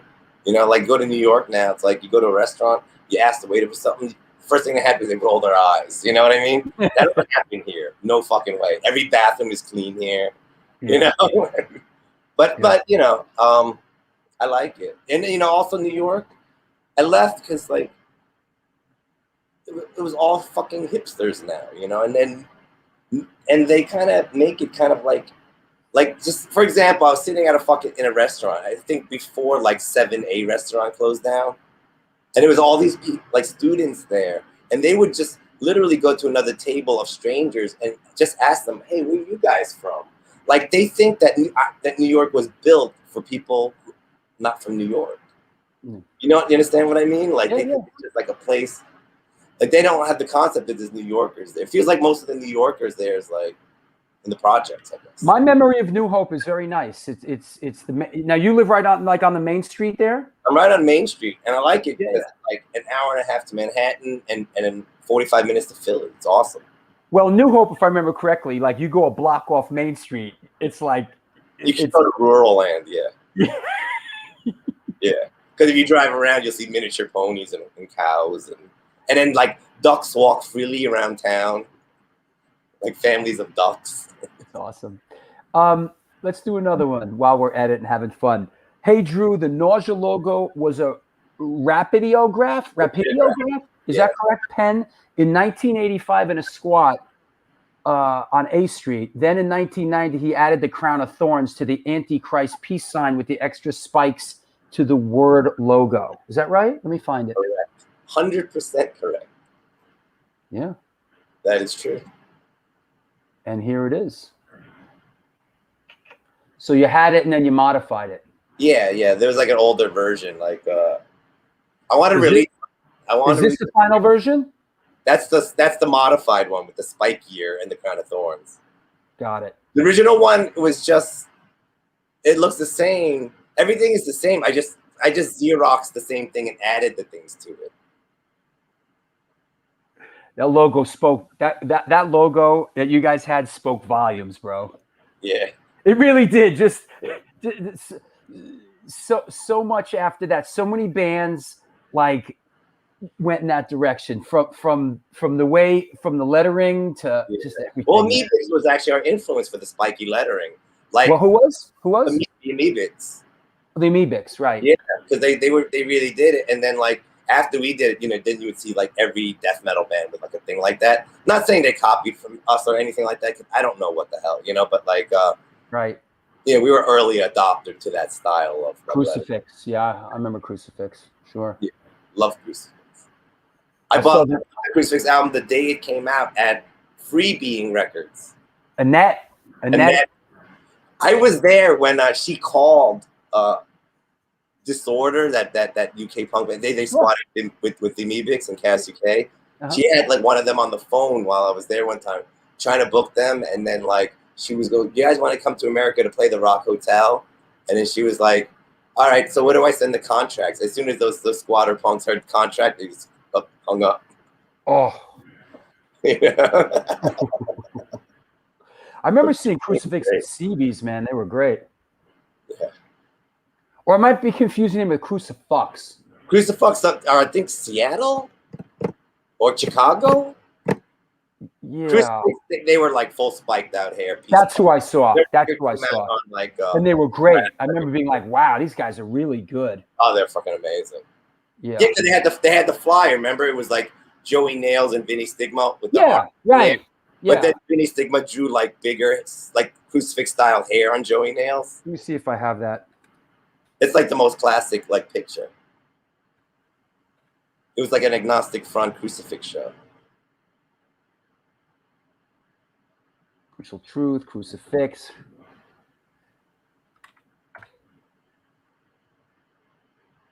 Oh, you mean this one?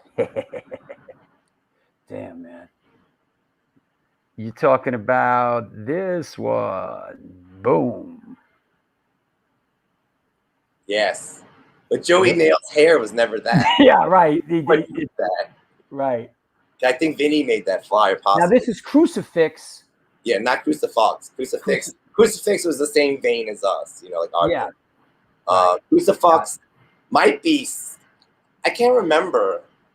I know the Crucifix, but I don't have like any of the records. Got it. Who was? Steen says Crucifix was like the discharge of the U.S. for me. Yeah, pretty much. Which band had the Asian kid singing, or the kid from the Philippines? Yeah, Thera. What band was that? Crucifix. That's the band I saw, and they were great. Yeah. And I like remember, two guys moved to New York, and they were in that band Loudspeaker. That band used to play with the Swans and band shit like that. It was the drummer and I think the bass player was in Loudspeaker. That was back then when I probably saw them in like 82 or 83 or maybe, and it was like when you're young and you go to shows, no matter who's playing. And I remember seeing them play and not knowing who they were and just being entranced and watched the whole set and like they were really good, man. They really brought it, One of my favorite shows from back then, just was going random, but I think I went to see some other band I was playing with them, was the Necros. Oh, wow. Sure. And like they were fucking unbelievable. Thorn opened for Duff McKagan at the Limelight. Okay. That is true. Not the Limelight, is a Webster Hall. Oh, Webster Hall. Close. Yeah. Oh, I got man.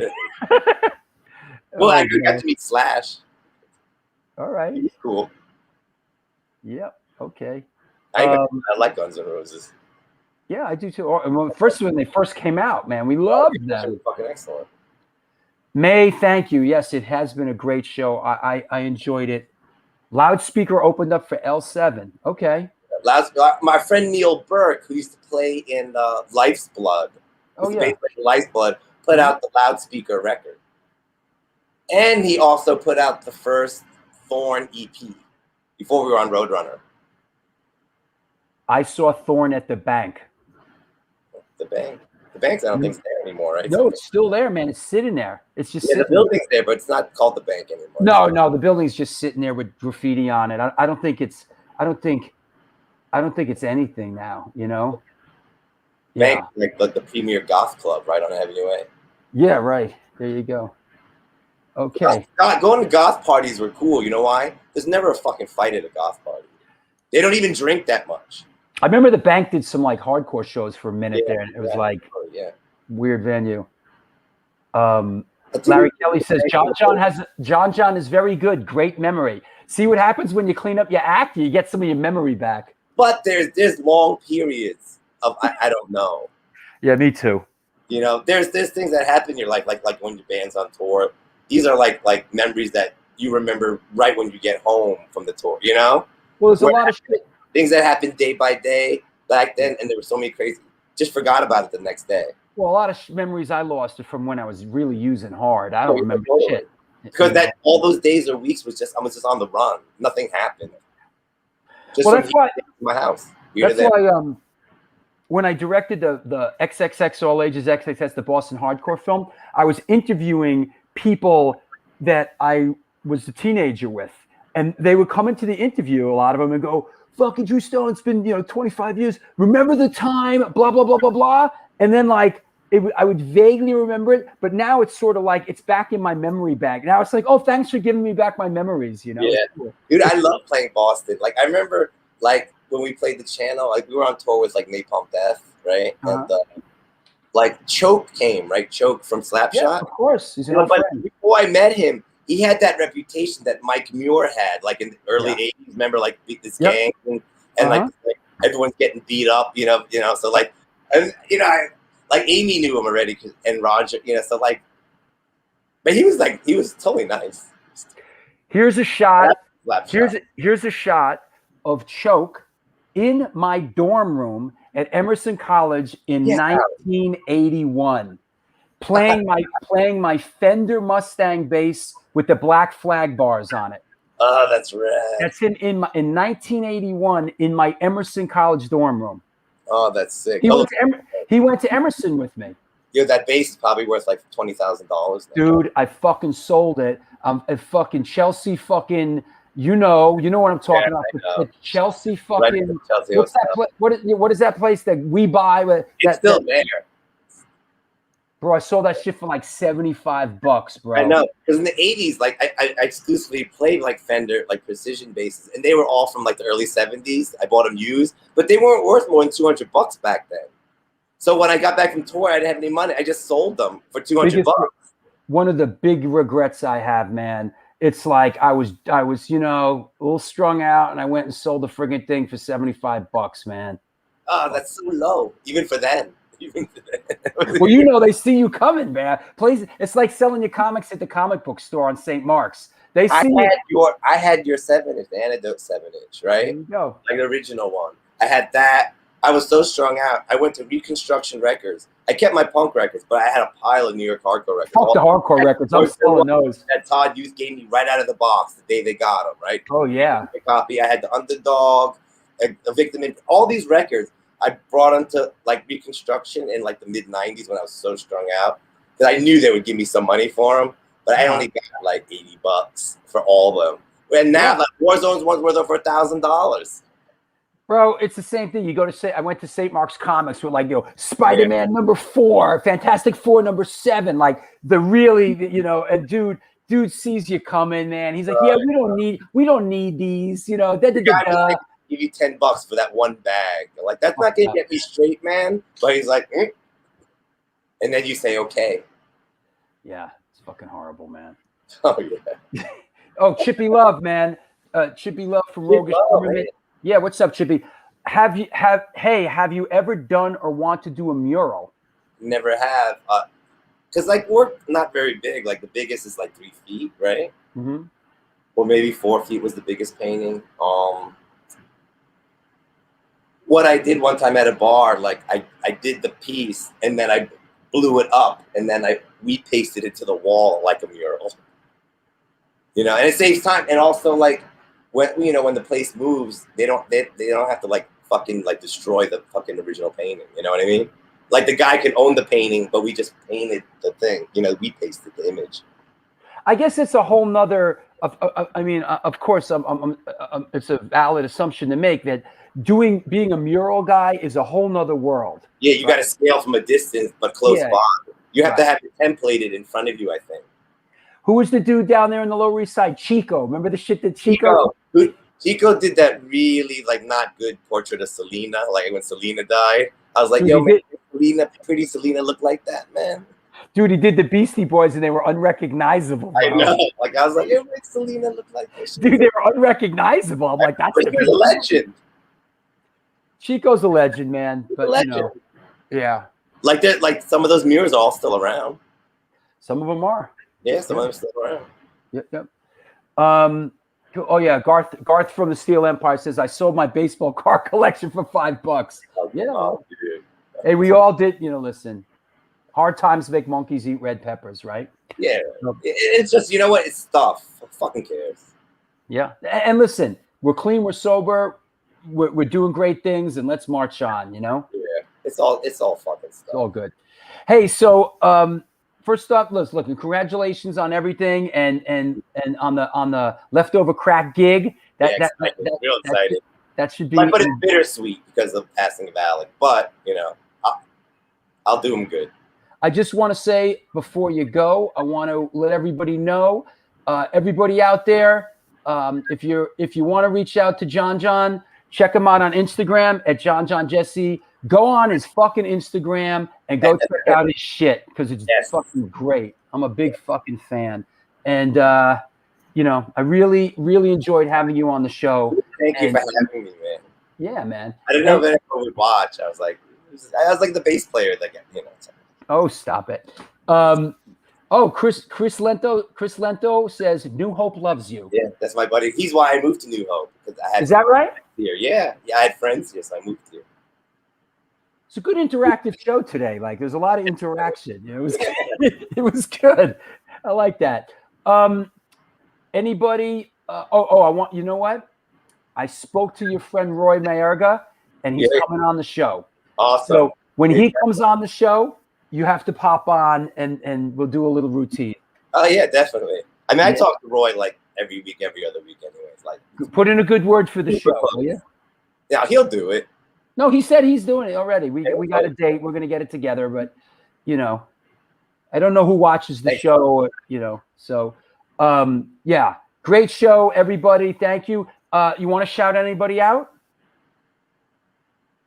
I didn't think I was going to. I don't know. Well, hey, listen. How about my son, Lucy? Egan. Thanks, Sid, too. Yep. And I think I'm doing something on Sid's Instagram live thing, like in a month or something like that. Okay. Larry Kelly, thank you, John. Thank you, Drew. It was fun, mad fun, everybody. And thanks everybody out there. You know, I'm a fortunate guy. I get to do something I really love doing, and I'm not bad at it now. But we couldn't do this when we were younger because we couldn't sit still like this. No, for sure. You know, because there's some fucking crazy shit going on outside you couldn't miss.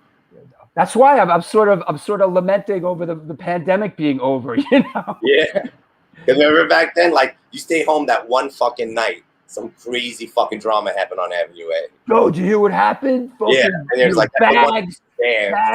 You know, there was. Is Bags alive? I don't think so. I don't know. I don't think so. Satan's children came up from Avenue C and they fought with the punks. Yeah. You know, thanks, Mike and Chacho's Tacos, man. You guys are great. You know, great sponsors. I love you guys. Yeah, I'm gonna be ordering one of those agnostic front looking taco shirts. They're great. Yeah, they're cool. Yep. All right, man. Well, listen, we'll be in touch, and thank you, Drew. My pleasure. I'll talk to you soon. All right. Take care. Well, there you go. Wow, what a show. It even went a little long, and I don't give a fuck. It was awesome. I had a good feeling about it, and usually when I have a good feeling about a show, that's the way it turns out. I want to thank everybody for watching, and for watching. Was a great show. Red Ulslaw, my brother from Poland. Thank you. You know I'm Polish, Russian, Polish, Ukrainian. Another great show, Drew. Congrats and greetings from Poland. Good. Hold it down in Poland, will you? Bob. Thank you. John Harmon. Yeah, it was great. It was a great show, man. Really, really good one. B. Thank you, B. Shout out. Was that the name of the band we couldn't remember? Was that the name of it? Baseboard Heat? Yo, we're Baseboard Heat. Was that what it was? Could have been Baseboard Heat. Yo, what's up? We're Baseboard Heat. You know? Baseboard Heat. Thank you, bro. So, you know what? I got to write this stuff down, you know? Baseboard Heat is one that we came up with. And Scalpel was another one. But I think we found out there's a band called Scalpel, right? Oh, the walking tour. Yo, we're doing the walking tour again for my patrons. The walking tour is, I think it's a week from Saturday, bro. The Drew Stone Cinematic and Music Walking Tour is Saturday, April 10th. That is a week from Saturday, bro. We're doing the walking tour. So listen, all you slugs, bums, cyborgs, mutants, man, if you're not with us on Patreon, come get with us on Patreon. Support the show, and it enables you to come out and do the walking tour with us. It's going to be a lot of fun. All my patrons are welcome, even if you've done it. May, as much as you missed the show, we missed you more. It's just great to have you back, you know? Takria, thank you. Thank you. I'm glad you enjoy the show. Ziggy, Zippy, it was great. It was a good one. Thank you. May 8th, Tompkins Square Park. I can't talk about that right now, but keep May 8th on the dial. Something big is happening May 8th. Yeah. Hey, Lori. All of you. Ack, what's happening in Tallahassee? What's happening down in Tallahassee, Ack? You know? Here you go. Trip 6, what's up? Rat Bones. That's all, folks. Garth, everybody. Listen, let's get it on, everybody. I see you a week from today with Al Baril from SSD Control. I'm going to have to do homework all week for that one. I'm super excited about it. This is big in my world. Al Baril from SSD Control, you know? Yeah, I didn't have to use my AK today. It was a good day. Yeah, for sure. So that said, you know how it goes. Have a good rest of the Sunday night, everybody. And I just feel like, is there anything else? Yes, I love you too. Let's leave it on that. I love you too, and I love everybody. Thanks for making the show successful. It's fantastic. Until then, until Sunday, with Al Baril, everybody around the world, do good things, and good things will come to you.